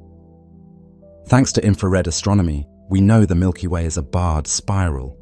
The bar was hard to discern in optical surveys due to dust, but infrared surveys left no doubt of its presence and helped measure its size and orientation. Ultraviolet light is mostly absorbed by dust, so the Milky Way's UV view is patchy. However, UV observations, like with the Galactic satellite, highlight hot, young stars and pinpoint where recent star formation has occurred. The UV sky of the Milky Way is dominated by the nearest OB associations and the glow of hot stars in spiral arms relatively close by, since distant UV emission is largely snuffed out by dust. It doesn't easily probe through the entire disk, but it's excellent for identifying local regions of active starbirth. For instance, Galactic images show the ultraviolet shine of the Orion Arm's massive stars and of star-forming rings and regions in some parts of the galaxy. X-rays let us see high-energy processes and very hot gas in the Milky Way. With X-ray observatories like Rosat, Chandra, XMM Newton, astronomers have mapped a diffuse X-ray background emanating from hot plasma in our galaxy's halo and from the combined emission of many faint X-ray sources. The galactic center region in X-rays is especially dramatic. Images reveal a glow of multi-million degree gas filling the inner few hundred light years, likely fed by supernova explosions and possibly past outbursts of the central black hole. X-ray telescopes have also catalogued numerous X-ray point sources in the Milky Way. These are mostly neutron stars and black holes in binary systems, siphoning gas from companion stars and emitting powerful X-rays. Such objects are invisible or inconspicuous in optical light, but in X-rays, they shine intensely. For example, the famous system Cygnus X1, containing a black hole, is one of the brightest X-ray sources in the sky. X-ray maps also unveil giant structures, like the so-called galactic center X-ray gamma-ray bubbles, related to the Fermi bubbles mentioned earlier, visible as faint lobes emitting X-rays above and below the plane, evidence of energetic outflows long ago. At even higher energies, gamma-ray observations have uncovered the Milky Way's most energetic phenomena. The Fermi Gamma-Ray Space Telescope has shown us the galaxy in gamma rays, where the plane glows brightly due to cosmic rays colliding with interstellar gas, producing gamma photons, and due to exotic sources like pulsars and the aforementioned Fermi bubbles, two enormous lobes extending 50,000 light-years above and below the center, glowing in gamma rays, likely from an ancient outburst by the central region. In visible light, these bubbles are invisible, but in gamma rays, and also in X-rays and radio via related emissions, they stand out, telling us that the Milky Way's core experienced a significant energy release a few million years ago. Beyond electromagnetic waves, we have other messengers. Cosmic rays themselves, high-energy particles, constantly strike the Earth's atmosphere. Their distribution and energy spectra tell us about processes in supernova remnants and the galaxy's magnetic fields. Neutrinos, nearly massless particles that rarely interact, have been detected from a nearby supernova, 1987A in the LMC, and perhaps diffuse galactic sources, providing insight into nuclear reactions in stars and supernovae. And now gravitational waves have opened yet another window. While we haven't yet pinpointed a gravitational wave source within our galaxy, future detectors might catch waves from merging black holes or neutron stars in the Milky Way, literally allowing us to hear the vibrations of space-time from stellar cataclysms in our galaxy. All these non-visible means of observation have profoundly expanded our understanding. They let us map structures that were hidden, detect components that were unknown, and comprehend energetic processes with no optical signature. For example, before radio astronomy, we didn't know the extent of the spiral arms or the huge hydrogen envelope of the outer galaxy. Before infrared, the barred bulge was elusive, and the galactic center's star swarm was largely concealed. X-rays and gamma rays alerted us to extremely hot gas and violent events that otherwise leave little trace. Together, these techniques present a multi-wavelength portrait of the Milky Way, a galaxy humming with activity across the spectrum. In a sense, we have learned to see the Milky Way in forms of light our eyes can't perceive. Our eyes see the grandeur of the Milky Way's stars as a ghostly band, but our instruments fill in the rest of the story, revealing the cold hydrogen framework, the dusty cradles of stars, the energetic fireworks of supernovae and black holes, and the relics of past eruptions. It's like listening to a symphony with all the instruments audible instead of just one. With each new wavelength and technique, the Milky Way's voice becomes richer and more complete, allowing us to truly appreciate the complexity and beauty of our galactic home in its entirety, not just the portion that shines in visible light. For as long as humans have existed under the night sky, the Milky Way has been a source of wonder and stories. Every culture has looked up at that pale band and interpreted it through their own lens. To our ancestors, it wasn't a collection of distant suns in a vast galaxy. It was something intimate, meaningful, often divine. The name Milky Way itself comes from ancient Greek myth. Zeus placed his infant son, Heracles, at Hera's breast while she slept, hoping the divine milk would make the baby immortal. Hera awoke and pushed the child away, and her spilled milk formed the band of light in the sky. Thus Gala, milk, became the Galacticos Kyklos, the Milky Circle. The Romans translated this to Via Lactea, road of milk, which eventually gave us Milky Way. But Greeks and Romans were far from alone in their celestial imaginings. In parts of Eastern Europe and Central Asia, people saw the Milky Way as a trail of spilled grain or flour, perhaps a mythical farmer's wife or a thief dropping corn or straw along the sky. One legend speaks of a careless dairymaid spilling milk across the heavens. These pastoral metaphors tied the sky's appearance to everyday life. In one explanation, the Milky Way was called the straw thief's path. A thief stole straw, and as he fled across the sky, straw leaked from his sack, creating the pale band. Across the world, A very common theme is a celestial river. In ancient India, the Milky Way is a Ganga, the Ganges river of the sky, a sacred river flowing in the heavens, mirroring the holy Ganges on earth. In traditional Chinese lore, it's the silver river, Yinhe, or heavenly river, Tianhe. One of the most famous Chinese folktales tells of this river separating two lovers, the weaver girl and the cowherd, placed on opposite sides of the sky. They became the stars Vega and Altair, with the Milky Way between them, and they're allowed to meet only once a year, on the 7th night of the 7th lunar month, when a bridge of magpies forms across the Silver River. This tale is celebrated in the Chichi festival and echoed in Japanese Tanabata, where the Milky Way is Amanogawa, the river of heaven. So to East Asian eyes, the Milky Way was a shining river that both kept lovers apart and, on rare occasions, connected them, rich with romantic and poetic meaning. Northern peoples often saw a path or road.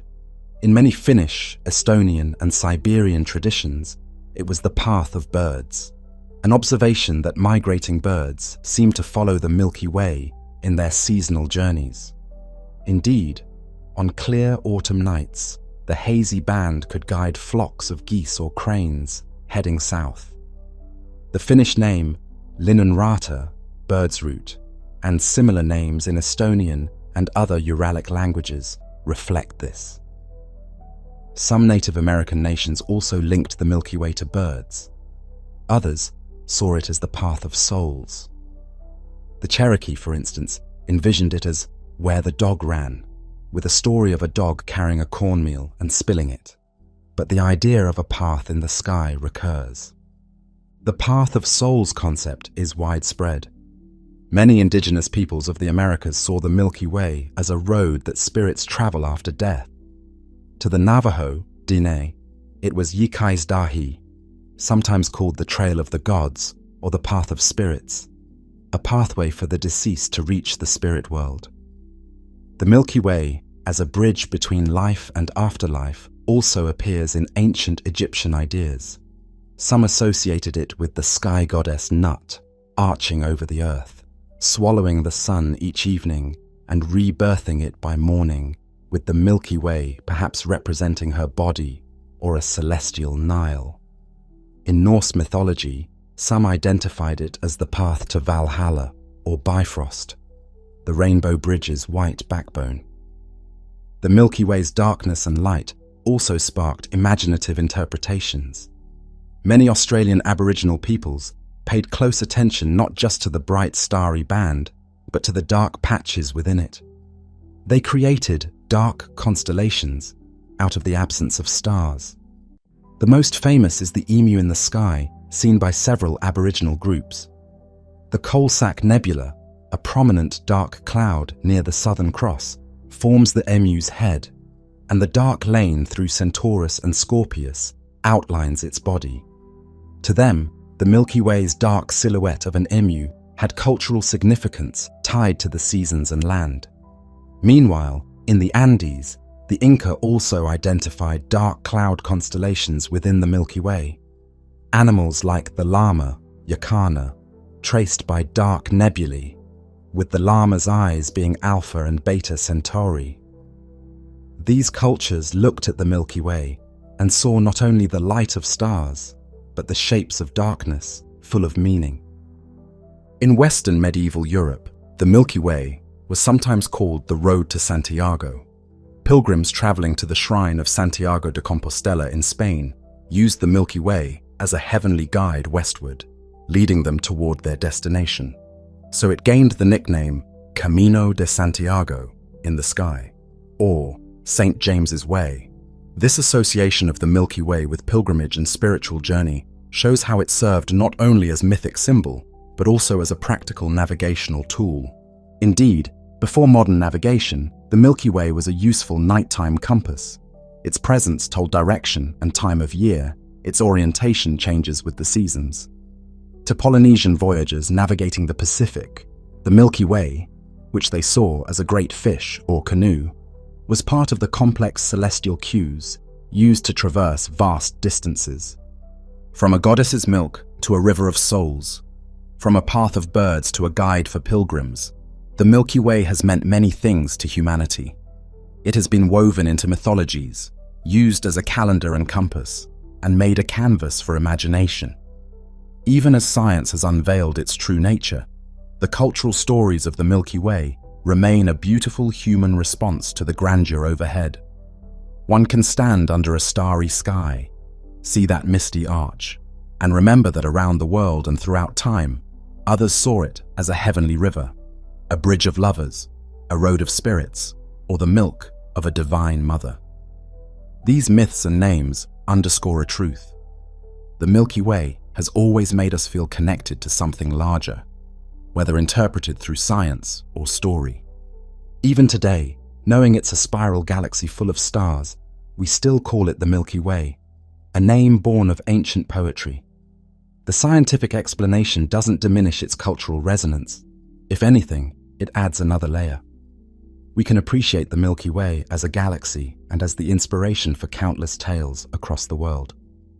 In that sense, our galaxy is not just a physical entity, but also a tapestry of human experience and imagination, uniting past and present under the same sky. Standing here on Earth, gazing up at the Milky Way, one cannot help but feel both humbled and uplifted. Humbled, because we recognize that Earth is a tiny world orbiting an ordinary star in the outer suburbs of a vast galaxy. Uplifted, because we are a part of that vastness, born from it, connected to it, and now able to contemplate it. The realization that we live inside a galaxy among billions of others is relatively recent in human history, and it carries profound philosophical implications. It's an extension of the Copernican revolution. Not only are we not the center of the solar system or universe, we're not even central within our own galaxy. We inhabit a quiet corner of an immense cosmic city. This perspective can be deeply humbling. All of human history, every love, every conflict, every dream, and every life has unfolded on a small rocky planet orbiting one star among hundreds of billions in the Milky Way. If our entire solar system were to vanish tomorrow, the galaxy would carry on essentially unchanged. On the scale of the Milky Way, humanity is exquisitely small. Contemplating that can shrink our everyday worries and divisions in significance. National borders, political squabbles, the minutiae of our lives all fade against the backdrop of 100 billion suns. In that sense, the galactic perspective can be a unifying one. All people on Earth are in the same tiny boat, drifting together in the vast ocean of the galaxy. The Milky Way does not distinguish between nations or cultures. Its gravity holds us all alike. Recognizing this shared cosmic context might inspire a greater sense of unity, a kind of galactic citizenship of humanity. At the same time, the galactic perspective is empowering and awe-inspiring. Out of this immense galaxy, on one little world, a form of life arose that can question and understand. We humans, products of the Milky Way, can step back in our minds and reflect upon our galaxy's nature. In a poetic sense, we are the Milky Way looking at itself. As one astronomer famously put it, we are made of star stuff. The iron in our blood, the calcium in our bones, the oxygen we breathe. These atoms were forged in stars that lived and died in the Milky Way long before Earth formed. We literally carry pieces of the galaxy within us. Every one of us is a child of the stars. This knowledge can fill us with a profound sense of belonging in the cosmos. We are not outsiders looking in. We are insiders, a way for the galaxy to know itself. The Milky Way also raises one of the great questions. Are we alone in our galaxy? With hundreds of billions of stars and likely trillions of planets, it seems improbable that life, especially intelligent life, evolved only here.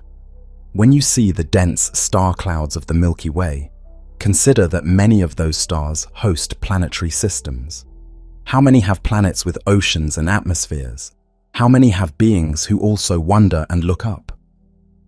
So far, we have no confirmation of others. The galaxy has been silent to our listening. But the sheer number of opportunities humbles any assumption that we are unique. Perhaps someday we'll detect a signal, or even find evidence of another civilization in the Milky Way, forever altering our perspective. Or perhaps life is exceedingly rare, and we are among the very few, which would make our responsibility to cherish and spread life even greater. Either possibility is mind-boggling, a galaxy teeming with life and minds, or one in which life is a precious rarity. Knowing we live in a galaxy changes how we see the night sky. For early humans, the Milky Way was a mystery to explain with myths. Now we know it for what it is, the disk of our galaxy seen from within. But that scientific understanding doesn't diminish its beauty or emotional impact. If anything, it enhances it. When we see that milky band now, we can think, those are the combined lights of uncountable distant suns, perhaps with worlds of their own. We can marvel that our eyes, simple as they are, can perceive the grand structure of our galaxy from the inside. In a way, understanding the Milky Way's true nature gives us a new cosmic mythos, not one of milk and gods, but one of stars and galaxies, of being small yet able to grasp the entirety of our home galaxy in our minds. There's a philosophical lesson in how we figured out the Milky Way's structure. Living inside it, much was hidden from us by dust and perspective. It took generations of careful observation, thought, and imagination to piece together the galaxy's form. We had to transcend our limited viewpoint, effectively take a mental journey outside the galaxy to understand it. This is a testament to human curiosity and ingenuity. It reminds us that even if we are embedded in a situation, with effort, we can rise above our biases and see the bigger picture. There's a metaphor here. Often we're stuck in our own dusty problems, but by seeking a broader perspective, we can find clarity. Just as we unveiled the Milky Way's barred spiral, despite being stuck in the galactic plane. The dynamic nature of the Milky Way also offers perspective on impermanence and change. We've learned that galaxies evolve. The Milky Way is eating smaller galaxies and will eventually merge with Andromeda. Nothing in the cosmos is static, not even the seemingly eternal canopy of stars.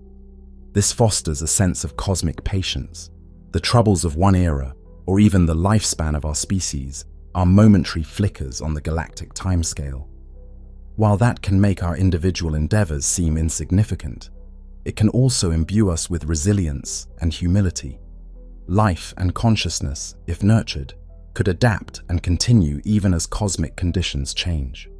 It also prompts us to appreciate the present moment.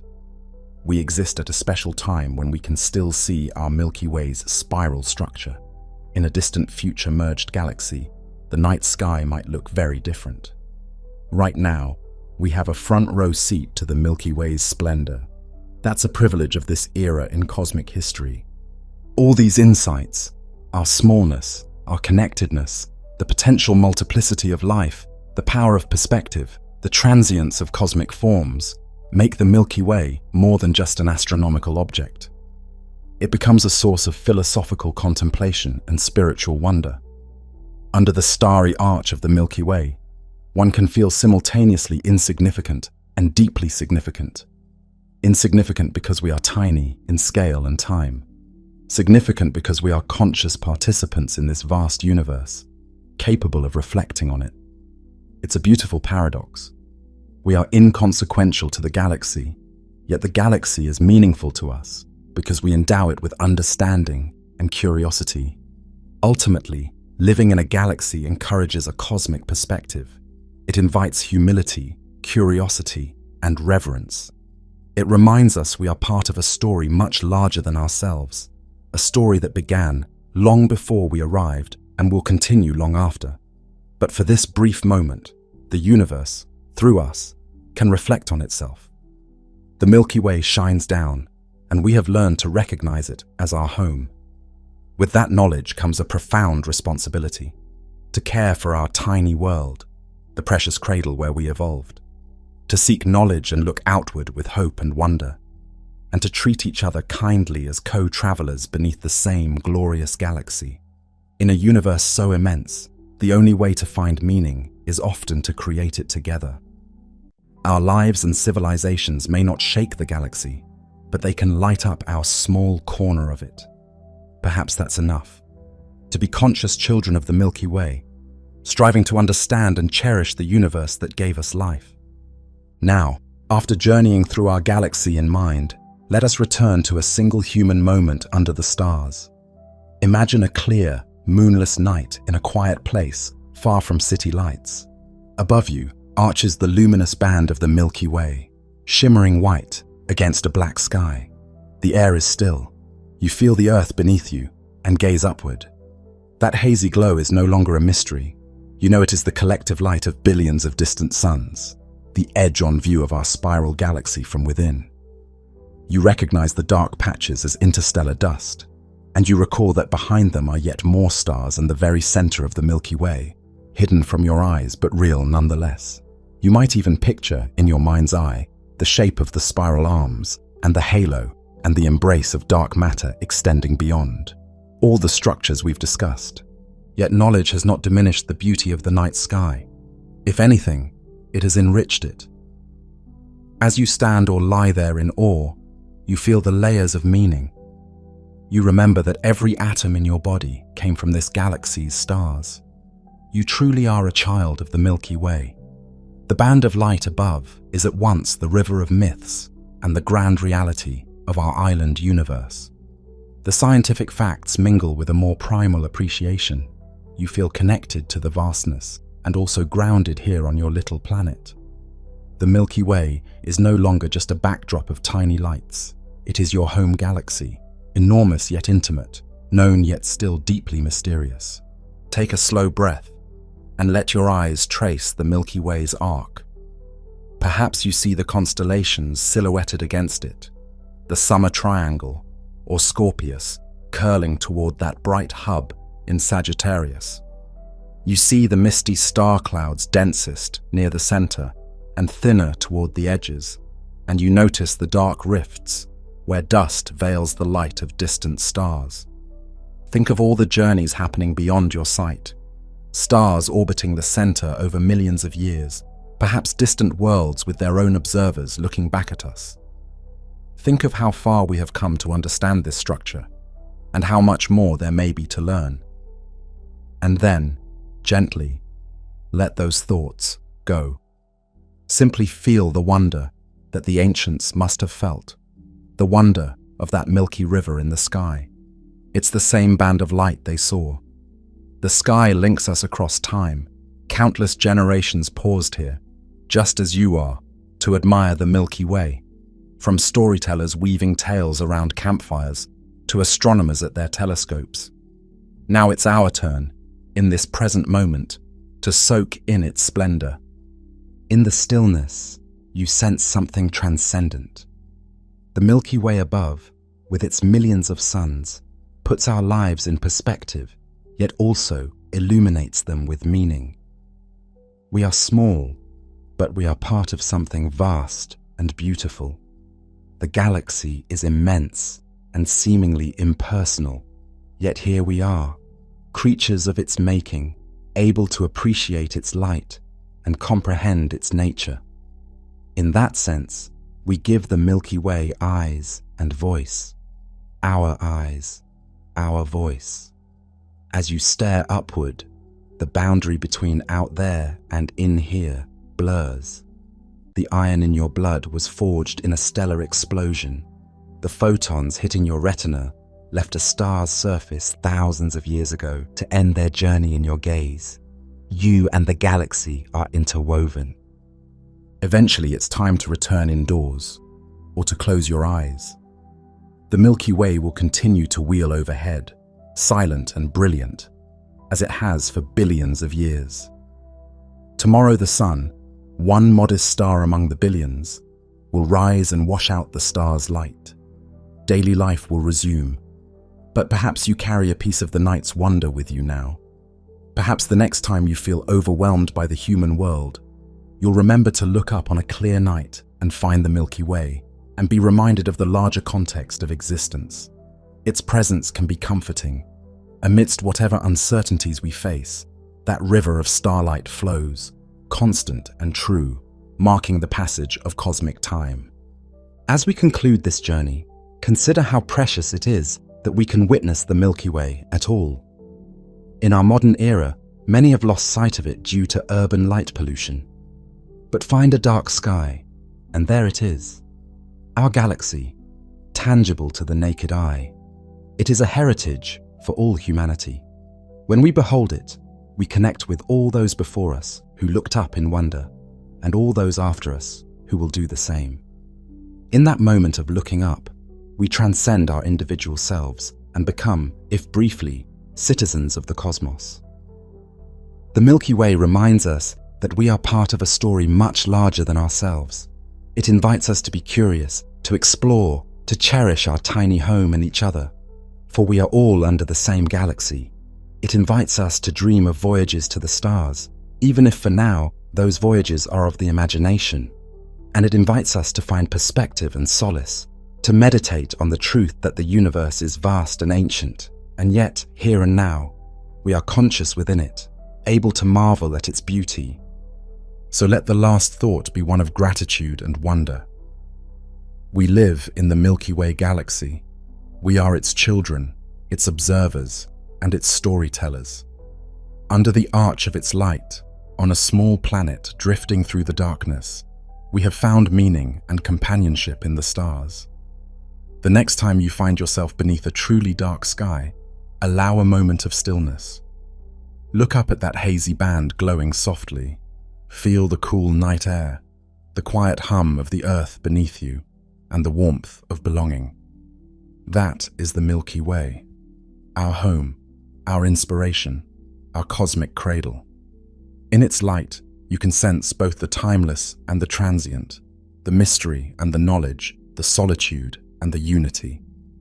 And as you turn to go, you carry a piece of that starlight in your heart, a reminder that even in darkness, we are part of something luminous and grand. The story of the Milky Way continues, and we are fortunate to be a verse in its eternal song. Darkness, silence. In the beginning, there is emptiness, a void without time, without form. All is still. No stars, no light, not even a whisper of existence. Not even time flows, for time itself has not yet begun. This nothingness is poised on the brink of everything, a deep, primordial calm. The cosmos is holding its breath, the pause before the first heartbeat of creation. From this pregnant nothingness, a subtle vibration stirs. Not a sound. There is no air for sound, no ear to hear, but a tremor of potential. In the silent void, something is about to happen. An anticipation builds, a tension at the edge of becoming. It is the moment before creation, the last instant of absolute stillness, like the hush before a symphony's first note. Perhaps it begins with a tiny quantum fluctuation, a random flicker of energy in the otherwise featureless nothing. That is enough. The seed of everything is about to unfurl. Then, a sudden expansion, an awakening. In an infinitesimal flash, the void blossoms into being. The universe exhales its first breath, and space itself unfurls violently. There is no sound. There is no outside for sound to travel in. But if one could witness this birth, it would appear as an all-pervading eruption of space. The cosmos doesn't burst into an empty room. It creates room. Every point rushes away from every other. In that first timeless moment, the seed of everything expands from submicroscopic to cosmic dimensions. Space outraces light, not violating physics, for space itself is expanding, carrying matter and energy with it, faster than light can travel. One instant, all of existence is smaller than an atom. A heartbeat later, it's as large as a galaxy. This is the extraordinary inflation of the infant cosmos, an exponential surge that blows up the universe's size by an unimaginable factor. What was nothing becomes the foundation of all things. This is the birth of the cosmos, the Big Bang. Yet it's no ordinary explosion. It's a rapid flowering of space and time itself. In an instant, smaller than a heartbeat, the universe rushes outward. There is no center to this expansion. Every location moves away from every other. It's not an explosion in space, but an explosion of space. Before, there was no here or there. Now space-time itself unfolds from an initial state of infinite density. Time begins with this moment. Before the Big Bang, there was no before in any meaningful sense. The cosmic clock starts ticking with creation. The universe has opened its eyes. In that newborn state, everything is energy, unimaginably hot and dense. The universe is a blazing, seething fireball. Temperatures soar to trillions upon trillions of degrees. Matter, as we know it, cannot yet exist. The distinction between matter and radiation blurs. Instead, a brilliant quark-gluon plasma fills space, a fog of light and primordial particles intermixed. All the forces of nature are unified here in a single superforce. Gravity, electromagnetism, the strong and weak nuclear forces. Initially they are one, wrapped in the symmetry of the very early universe. As the universe expands and cools just slightly, this symmetry breaks. Like ice crystals forming in cooling water, the unified force fractures into four distinct forces. Gravity separates first. The gentle sculptor of space becomes its own force. The strong nuclear force splits off next, binding quarks into particles. The electroweak force remains combined a moment longer, then divides into the electromagnetic and weak forces. The cosmic symphony tunes its instruments. One fundamental note has become a four-part harmony. In the blinding hot fog, these transitions release tremendous energy and imprint subtle irregularities on the structure of the plasma. During this splitting of forces, the energy of the universe churns matter and antimatter into being. Particles condense from the energy, a churning sea of quarks and antiquarks, leptons and antileptons. Quarks pair up into protons and neutrons. Electrons zoom around. For every particle of matter, a twin antiparticle exists. They form and annihilate in rapid succession, maintaining a furious equilibrium. But as the universe cools, a slight imbalance emerges. By chance or necessity, matter gains a tiny edge. Perhaps out of 1 billion particle-antiparticle pairs, one extra particle of matter survives without a partner. When the rest annihilate each other in bursts of gamma radiation, that tiny surplus of matter remains. This infinitesimal asymmetry, on the order of 1 part in 1 billion, is enough to tip the scales. It is the reason something, matter, and not just light, fills the universe today. Those leftover protons, neutrons, and electrons, a cosmic handful of matter, will eventually coalesce into galaxies, stars, planets, and people. Already, the future is seeded in those minuscule differences. Even the early plasma carries imprints of random quantum fluctuations from inflation, slight density variations that will grow into galaxies and voids eons later. The universe is less than a second old, expanding and cooling rapidly. Quarks have locked into protons and neutrons. A seething quark-gluon plasma has given way to a swarm of hadrons, protons, neutrons, mesons. A slight surplus of protons and neutrons exists after most antimatter annihilates. In the next few moments, light atomic nuclei begin to form. About 1 second after the Big Bang, neutrinos, ghostly particles that rarely interact, decouple from the hot plasma and stream freely through space, carrying away a bit of energy. These neutrinos form a cosmic neutrino background. Trillions of them permeate every cubic centimeter of space even today, though with energies so low, their motions correspond to just a couple degrees above absolute zero temperature, that they are nearly impossible to detect. By the time the universe is about 3 minutes old, the temperature has fallen enough for nuclear fusion to occur on a cosmic scale. Protons slam into neutrons to build helium nuclei. For a brief period, the entire universe becomes a nuclear reactor, forging the first elements. Most neutrons pair with protons to make helium-4, 2 protons, 2 neutrons. A few protons remain single as hydrogen nuclei. In those first 3 minutes, the young cosmos produces about 25% helium by mass, 75% hydrogen, and only trace amounts of deuterium, lithium, and other light nuclei. This primordial nucleosynthesis sets the basic chemical recipe of the universe. After that point, as expansion dilutes the fire, the temperature drops too low for further fusion. The nuclear furnaces wink out. The elemental mix, mostly hydrogen and helium gas, now simply expands and cools with the universe. The stage is set for everything that comes next, using those simple ingredients. Still, no atoms exist yet. The matter is fully ionized, nuclei and electrons flying separately in a hot soup. The universe is a brilliant, opaque plasma of charged particles and photons. Light, photons, scatters incessantly off free electrons.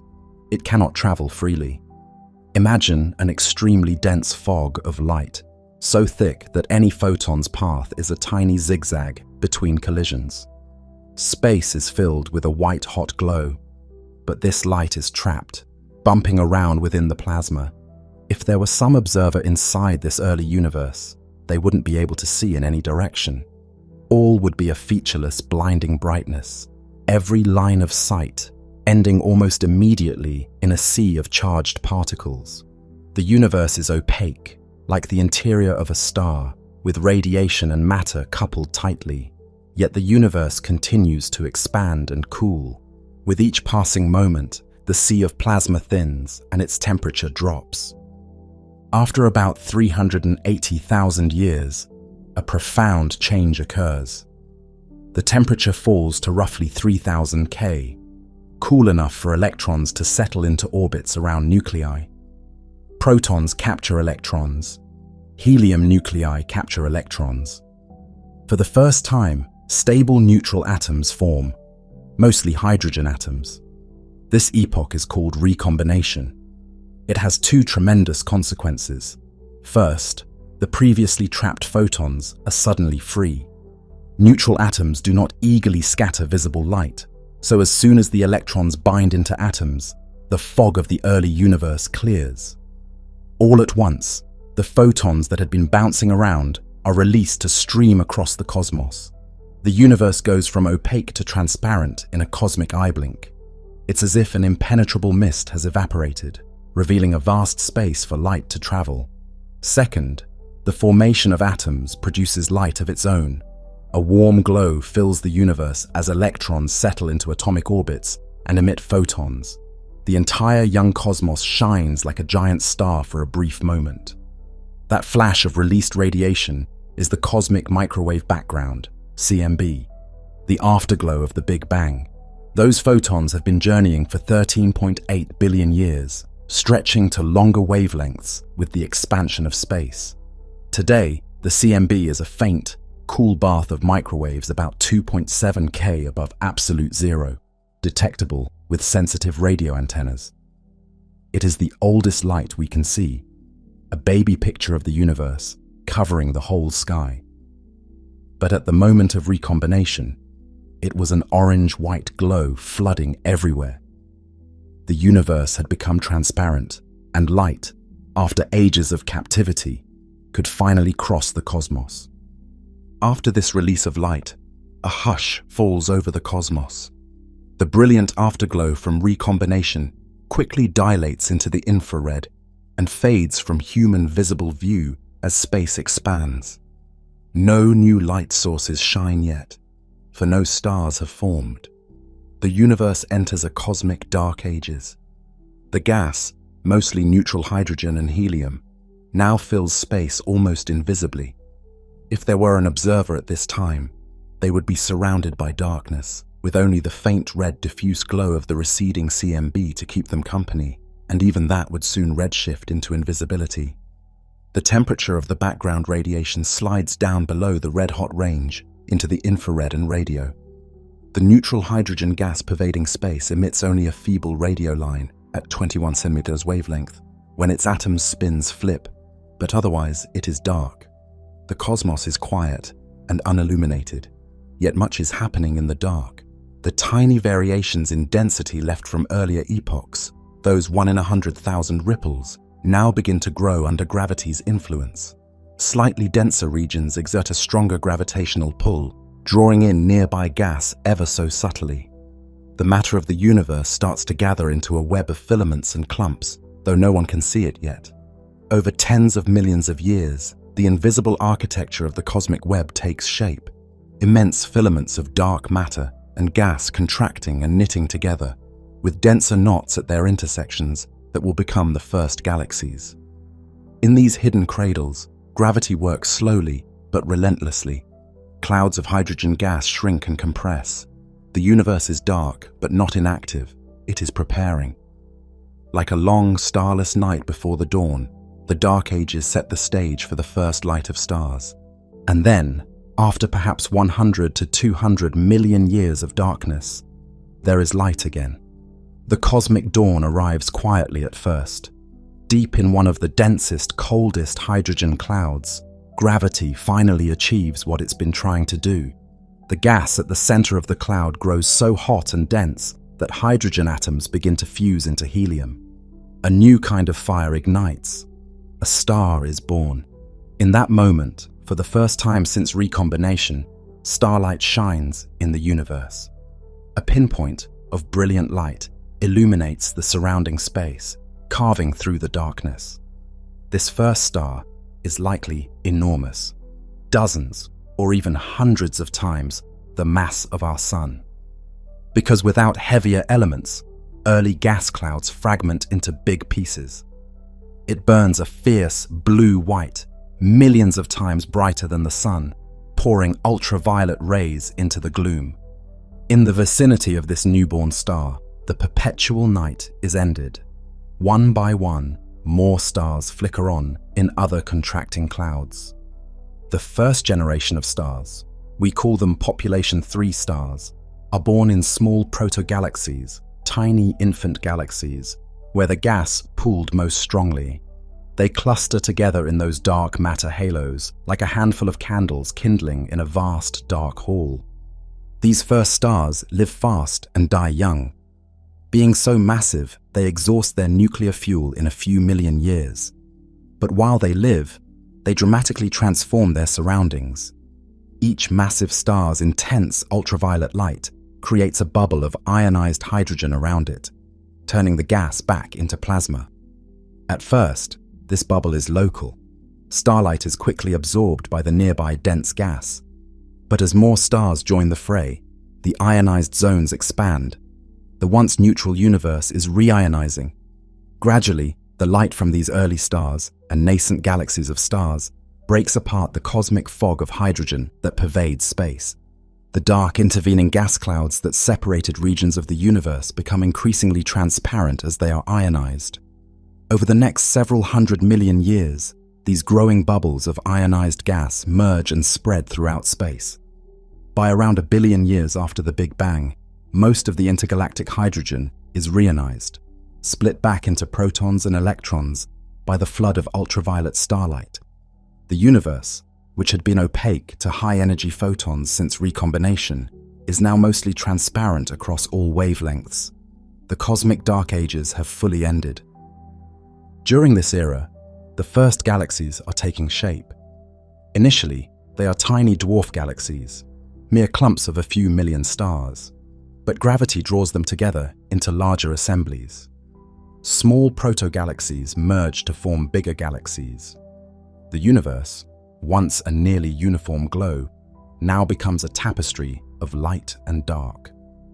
Clusters of stars huddle into the first galaxies, which in turn group into clusters and chains. Over hundreds of millions of years, hierarchical growth builds ever grander structures. Some young galaxies are irregular or chaotic, distorted by frequent collisions. Others settle into rotating disks.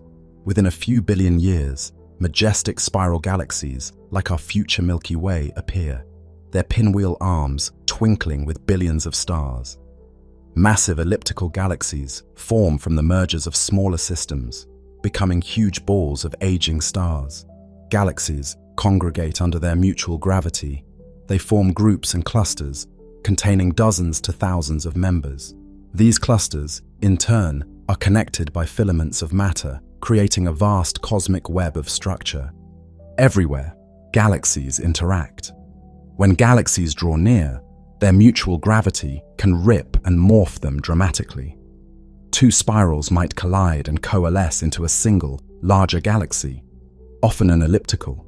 Smaller galaxies are gobbled up by larger ones, their stars assimilated into the bigger galaxy's halo. These collisions and mergers trigger bursts of star formation as gas clouds slam together and collapse. The universe is building big galaxies from smaller ones in a great cosmic construction project. One could think of galaxies as the cities of the cosmos, great collections of stars, gas, and dust, spanning tens of thousands of light years. In the young universe, these cities were rising everywhere and also joining into metropolitan areas, clusters, and superclusters. On the largest scales, matter is strung out in an intricate pattern, the cosmic web. Thin filaments of galaxies and diffuse gas stretch across hundreds of millions of light years, with massive clusters at their junctions and vast voids between them. Astronomers have mapped colossal structures, like the Sloan Great Wall, a filament of galaxies and clusters over 1 billion light-years long, and huge voids nearly as empty and as large. Up to scales of a few 100 million to 1 billion light-years, we see coherent structures, filaments, sheets, and voids. Beyond that, on the very largest scales, the universe becomes nearly uniform. These immense formations are among the largest coherent objects in existence. Clusters and superclusters of galaxies, strings of matter like celestial highways, each holding countless suns.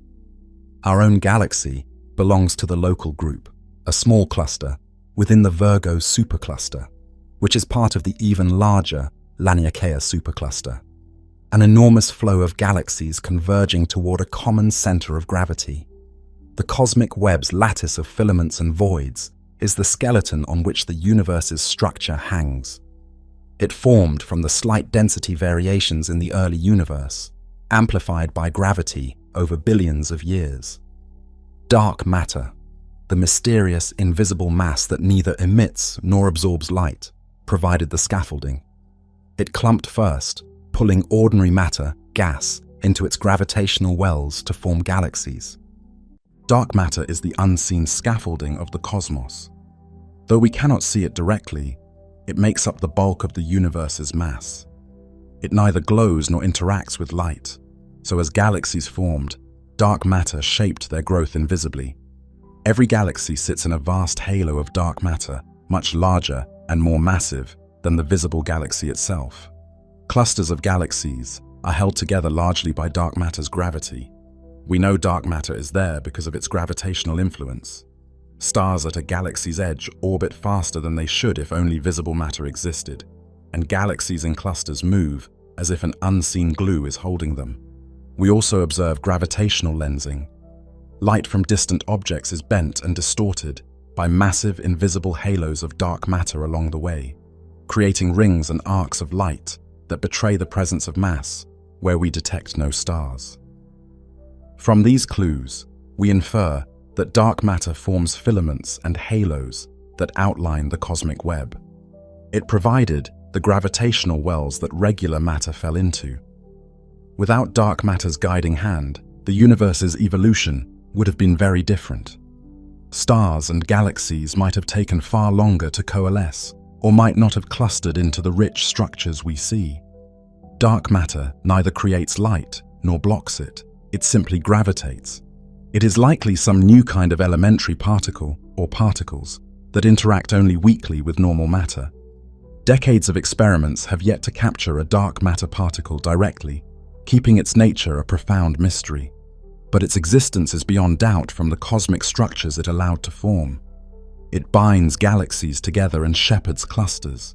It is the silent partner to all cosmic creation, the universe's hidden mass. While dark matter works behind the scenes to hold structures together, another influence grows to prominence that pushes structures apart: dark energy. For the first few billion years after the Big Bang, the universe's expansion was slowing down. Gravity was gradually tugging matter back, trying to rein in the expansion. Many scientists once thought that perhaps the expansion would eventually halt and reverse into a big crunch. But observations near the end of the 20th century shocked us. The expansion isn't slowing, it's speeding up. Starting a few billion years ago, when the universe was roughly 2/3 of its present age, the expansion rate began to increase. Distant galaxies are receding faster and faster as time goes on. Some mysterious form of energy, permeating all of space, is driving this accelerated expansion. We call it dark energy. Dark, because it eludes direct detection and understanding. The simplest explanation is that dark energy is an intrinsic property of space itself, the cosmological constant that Einstein once hypothesized. In essence, empty space has a sort of latent energy that causes it to expand. Unlike matter, which thins out as space expands, dark energy's density remains constant, or nearly so, as space grows. So as the universe gets larger, the total dark energy increases and pushes ever harder. About 5 billion years after the Big Bang, dark energy's repulsion overtook gravity's attraction on the largest scales. Since then, the universe has been in an era of accelerated expansion. What does this mean for the future?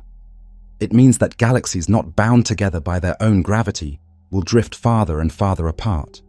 In our own local group, the Milky Way and Andromeda and satellite galaxies are gravitationally bound and will still merge eventually. Dark energy doesn't disrupt that. But beyond our local group, distant galaxies are speeding away. Over tens of billions of years, they will recede beyond our horizon of visibility. Dark energy seems to be the dominant component of the universe now, about 70% of the total energy content. It has the effect of a small anti-gravity force, very weak on local scales but significant across the vastness of intergalactic space. The nature of dark energy is one of the biggest open questions in cosmology. We often call it by that name simply as a placeholder for whatever is causing the acceleration. It could be a constant energy of the vacuum, which theoretical physics can conceive of, though with puzzlingly different magnitudes than observed. Or it might be a dynamic field that changes over time. For now, all evidence points to it behaving like a constant, the cosmological constant. If that holds true indefinitely, the fate of the universe is a continued accelerated expansion. Over extremely long times, this leads to a heat death scenario. The universe will become colder, darker, and more dilute as eons pass. Star formation will eventually cease, because usable gas is used up or driven out of galaxies. Existing stars will burn out one by one until none remain shining. Galaxies will spread so far apart that none can be seen from any other. For trillions of years, the only stars will be old embers like white dwarfs and neutron stars slowly cooling, and the occasional flare of matter accreting onto a black hole.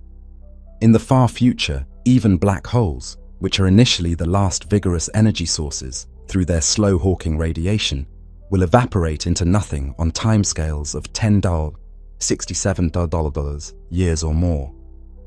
As expansion continues, all remaining particles, mostly electrons, positrons, neutrinos, and light, thin out into a cold haze. For eons, black holes would be the main remnants of cosmic structure, emitting a faint hawking glow as they gradually lose mass. But eventually even those last embers of the universe will wink out. No usable energy remains to fuel processes. Entropy, disorder, is maximized. The universe will approach a state of total thermodynamic equilibrium, essentially an infinite, nearly empty void at an extremely low temperature, with particles so spread out they rarely, if ever, meet.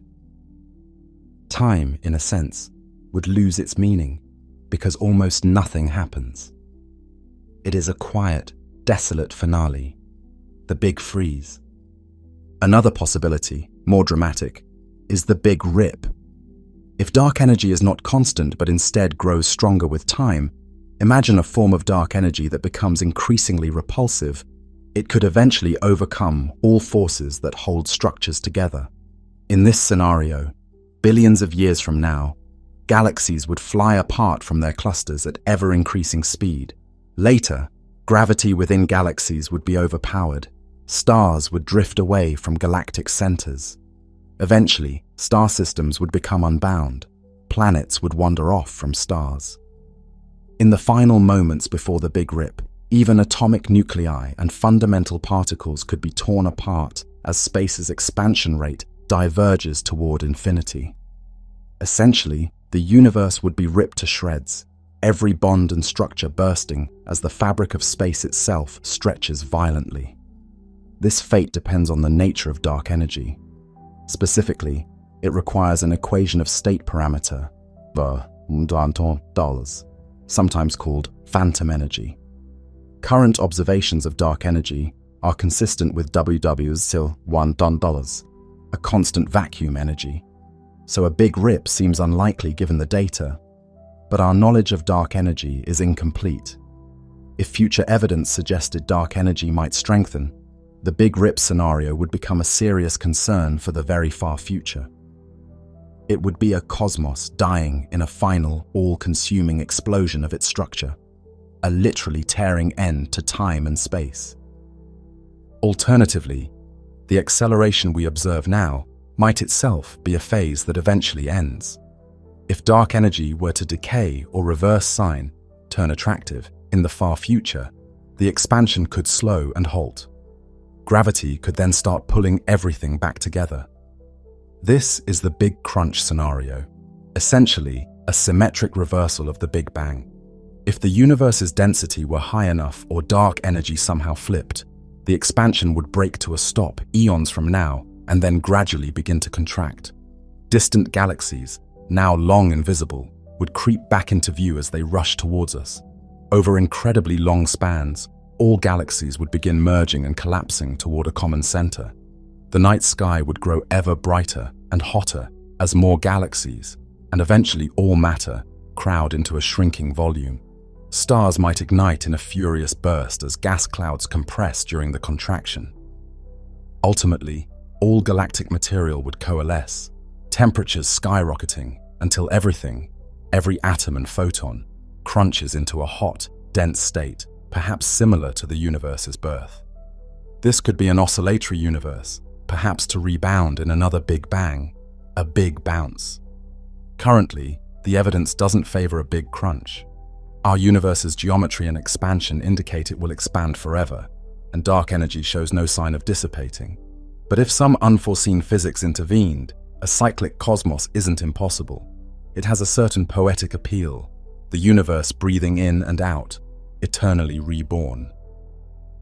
There is yet another subtle doomsday scenario, vacuum decay, sometimes nicknamed the Big Slurp.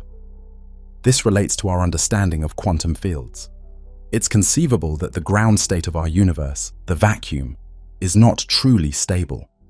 We might exist in a false vacuum, a local minimum of energy that could, via a quantum tunneling event, transition to a lower energy state, a true vacuum.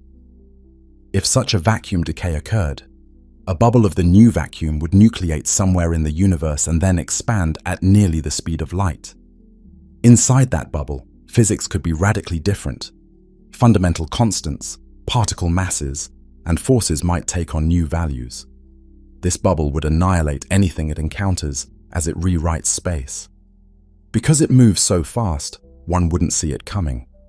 One moment the world is as normal, the next, the bubble wall rushes past, and everything as we know it is transformed or destroyed instantly.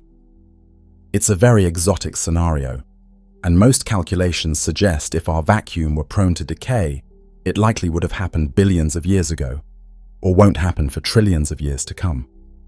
It requires specific and uncertain conditions in particle physics, notably involving the Higgs field's potential. Current measurements of the Higgs boson hint our vacuum might be metastable on timescales vastly longer than the current age of the universe. So while vacuum decay is a physicist's worst-case ending, it's not something we lose sleep over. If it were to occur, it would be the ultimate wildcard end.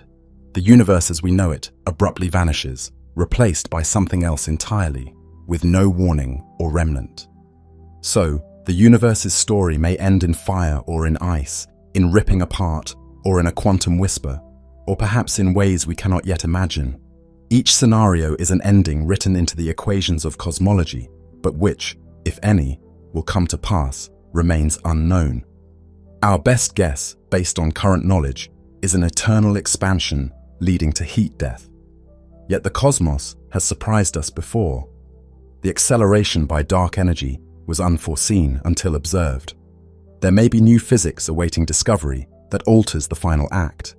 In truth, the ultimate fate of the universe is still a mystery.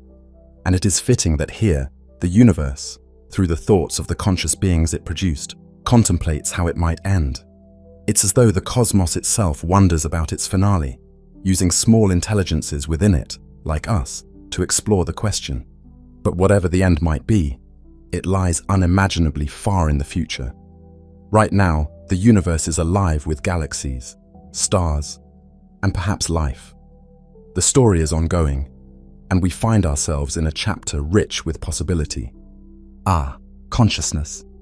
Now we arrive at one of the most marvelous phenomena in the universe. Out of non-living matter, through the gradual work of complexity and evolution, awareness has emerged. How astonishing that, in a cosmos governed by impersonal physical laws, collections of atoms have developed the ability to contemplate those very laws, and to feel joy and sorrow, wonder and intent.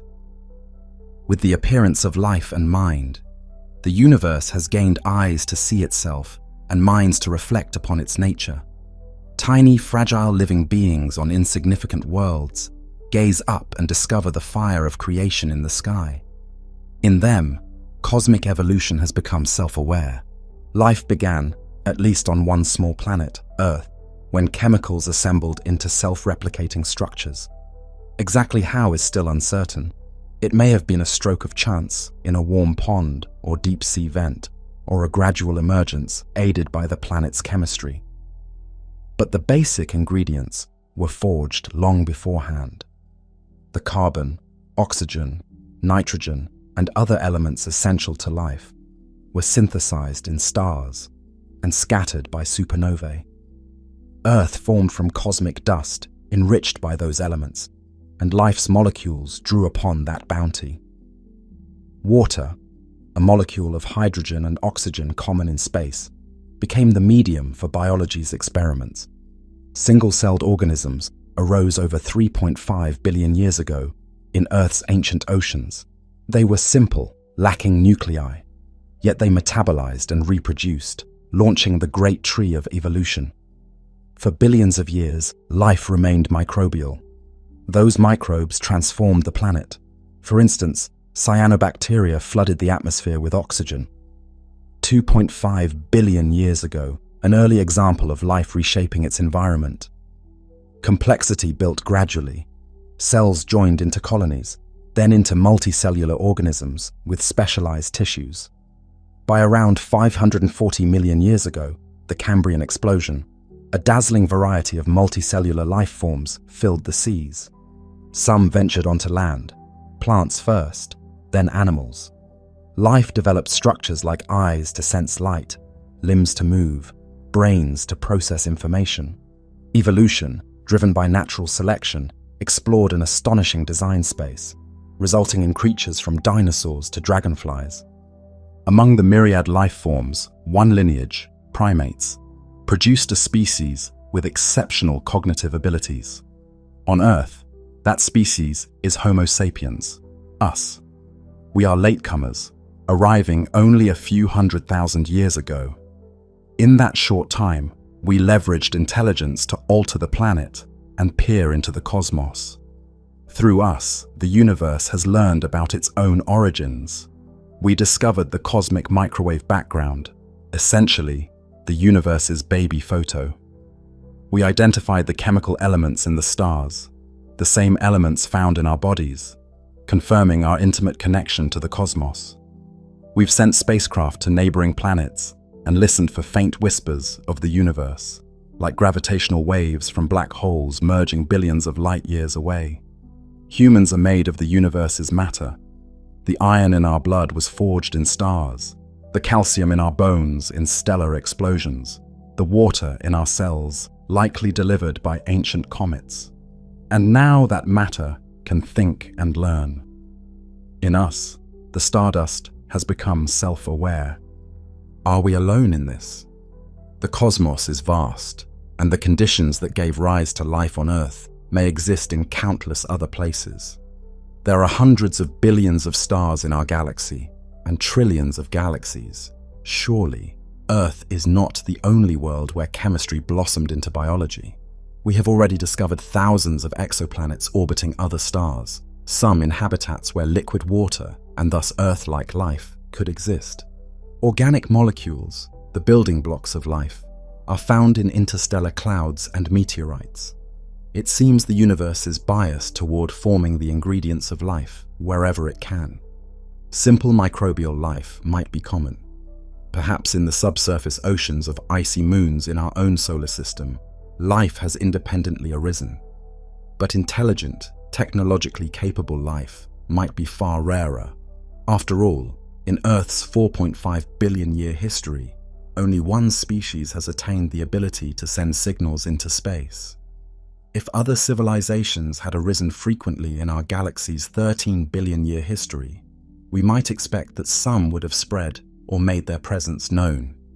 The silence of the stars, sometimes called the Fermi paradox, could mean many things. Maybe intelligent life is indeed very scarce, or maybe civilizations are short-lived, or perhaps they communicate in ways we haven't recognized, or simply the galaxy is so immense that our nearest intelligent neighbors are extremely far away. As of now, we simply don't know if we are alone. It is both exhilarating and humbling to realize that, for now, we are the universe's only known self-observers. That status imparts a sense of preciousness to consciousness, ours and that of any other beings that may exist. Consciousness itself remains a mystery. How does the coordinated firing of neurons give rise to subjective experience, to the feeling of I am? This is the hard problem of consciousness that neuroscientists and philosophers grapple with. From the cosmic perspective, one can speculate. Perhaps consciousness is an emergent property when matter organizes in very complex ways, like in a brain. Or maybe there is some fundamental aspect of nature that includes mind. Some suggest even elementary particles might have proto-conscious qualities, an idea called panpsychism. If the latter were true, then as the universe became more complex, consciousness gradually woke up, more fully within it. If the former is true, then consciousness is an exceedingly rare cosmic phenomenon, requiring a fortuitous chain of events and structures, like brains, to exist. Either way, consciousness is a way in which the universe, otherwise governed by simple physics, has something internal, something it feels. Through conscious beings, the universe experiences qualities like color, sound, pain, and love, which otherwise would not exist. A rock orbiting a star doesn't know it's in orbit. A star doesn't know it's shining. But we, conscious entities, do know and appreciate these things. Our minds can hold models of stars and galaxies. In a sense, tiny portions of the universe, our minds, have become reflective, able to contemplate the whole. Consciousness also allows the universe to ask questions about meaning and purpose. Questions that in a purely material sense might be moot, yet that matter deeply to the conscious creatures themselves. We, for instance, seek purpose in our small lives amid this vast cosmos. Science tells us how we came to be. It doesn't tell us why, if there is a why. Many thinkers suspect that questions like, why does the universe exist? Or, what is the purpose of consciousness? May not have answers in the way we hope. The universe might just be, without deliberate purpose. Yet here we are, imbued with love, curiosity, and longing for meaning. In a way, one might say the universe's purpose, if any, is what we, as parts of the universe, make of it. By our very nature, we invest the cosmos with meaning. When we create art, discover scientific truths, show kindness to one another, those acts give the universe experiences it would not otherwise have. Through us, the cold equations of physics bloom into poetry and empathy. Through us, the universe can admire itself and say, it is beautiful. We humans, so small and temporary, are a way for the cosmos to know itself. We are aware that we are made of star stuff and that we live on a mote of dust suspended in a sunbeam, to borrow a phrase. We've also realized that our minds are the result of billions of years of cosmic and biological evolution, a precious, transient flicker in a very old and vast space. Each of us is a tiny fragment of the universe that for a brief moment is self-aware. And we carry the heritage of the entire cosmos within us. Consider the atoms in your body. The hydrogen in your drinking water was made in the first minutes after the Big Bang. The carbon in your cells was forged in some star billions of years ago. The calcium in your bones was fused in the heart of a massive star and scattered in a supernova. The iron in your blood came from the violent death of a star. The phosphorus enabling your DNA was built in cosmic furnaces as well. We literally embody cosmic history. Stardust runs through our veins. When we look up at the night sky, we are gazing at our kin.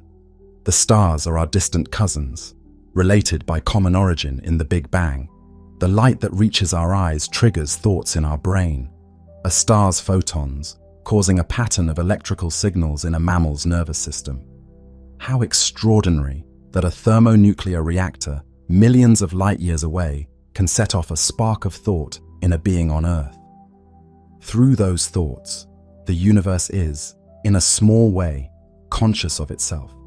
In fact, when you consider it deeply, there is no sharp separation between us and the universe. We are not observers outside the cosmos. We are an integral part of it. Our bodies are composed of the universe's matter. Our thoughts arise from physical processes in our brains that obey the universe's laws. We emerged from this cosmic system and are immersed in it completely. The universe is our larger body, and we are like its tiny self-aware cells. At this point in the story, the universe, through human minds, can even attempt to summarize its own journey. In doing so, it turns the mirror on itself. We, on our pale blue dot, have reconstructed much of cosmic history. We have mapped the afterglow of the Big Bang.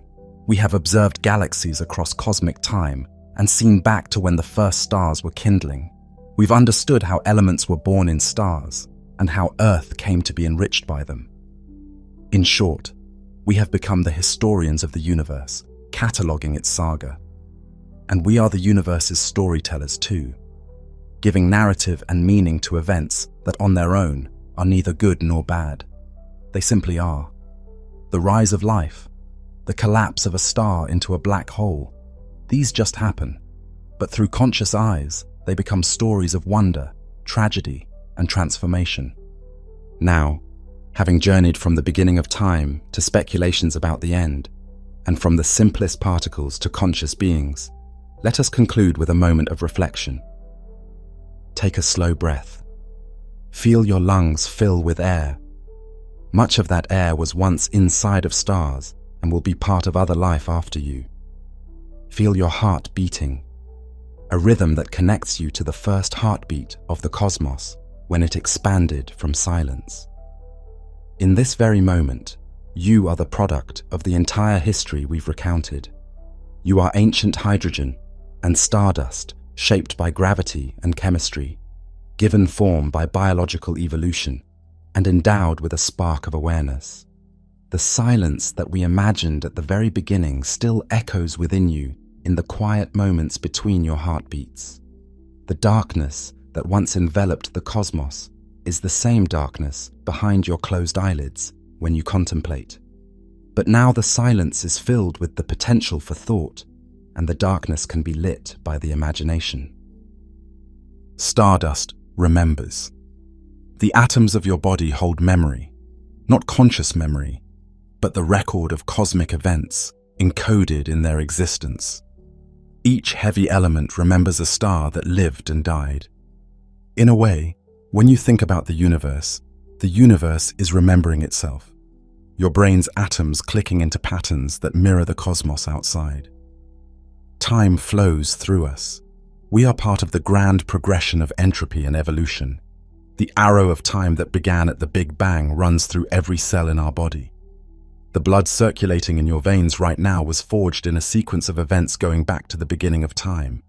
You are a wave traveling through the ocean of time, temporarily taking shape as an individual crest before merging back. The universe is not far. It is here. It is in your breath, in your bones, in the light that falls on your eyes. It is the ground beneath you and the space around you. We carry the universe within us, and we walk within the universe. There is no separation. The cosmos is our home and our essence. When the universe speaks, through equations or photons, we can understand because we too are expressions of those same underlying laws. When we cry out in joy or despair, that is the universe, in a small part of itself, experiencing emotion. Our narrative nears its end, but the universe's narrative continues, unfinished. The story of the cosmos is still being written, in the motions of galaxies, in the birth of new stars, and perhaps in the endeavors of conscious beings like us. We find ourselves at a wondrous juncture. We can look back and reconstruct much of cosmic history, and we can look forward and ponder cosmic futures, but we are still at the dawn of understanding. There remain deep mysteries, dark matter, dark energy, the origin of it all, the purpose of consciousness, that we have yet to unravel. The universe is unfinished, not just in the temporal sense, with events yet to happen, but in the sense that its truth is not yet fully known. There are pages left to read, and perhaps new pages still to be written by the acts of intelligences.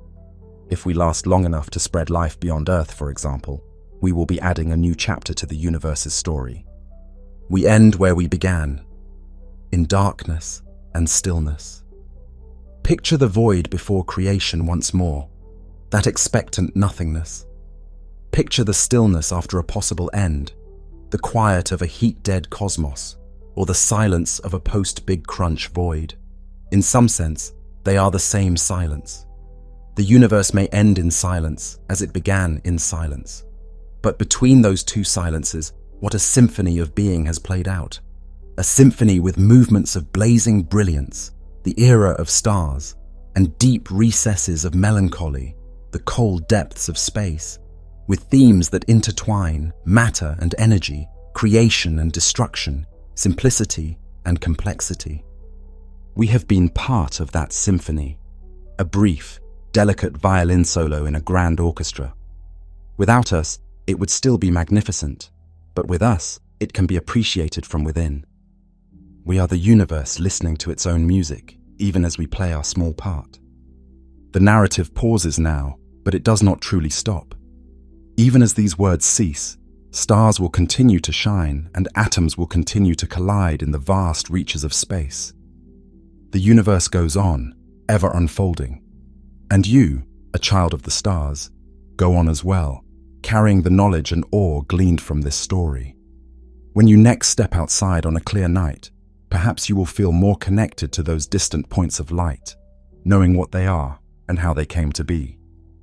Perhaps you will sense, as ancient stargazers did, that the universe is not a cold stranger, but a deeply related entity, our ancestor, our substance, our home.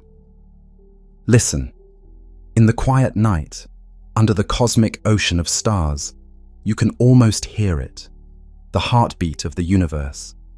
It is the blood pulsing in your ears, and the echo of gravitations and vibrations that ripple through space. It is the memory of the Big Bang imprinted in your very atoms, and the faint music of all the stars carrying on through the dark. In that soundless music is a truth felt, if rarely spoken. The universe is alive in us, and we are alive in the universe. We are not mere observers, we are participants. Its story is our story. Its beginning is our beginning, and its future, though unknown, is tied to us as well, for we are part of this cosmos. The tale of the universe is thus far a tale with no known ending, an unfinished book, an open-ended quest. We find ourselves on one shining page of that epic, aware of our role and eager to read on. The universe is, forever, unfinished, an ever-unfolding mystery in which we, for a fleeting moment, get to partake. And in that fact lies profound hope and meaning. The song of the universe goes on, and we, conscious flecks of stardust, get to harmonize with it, adding our verse to the cosmic chorus. The story continues, and we are part of it, always. It is unfinished.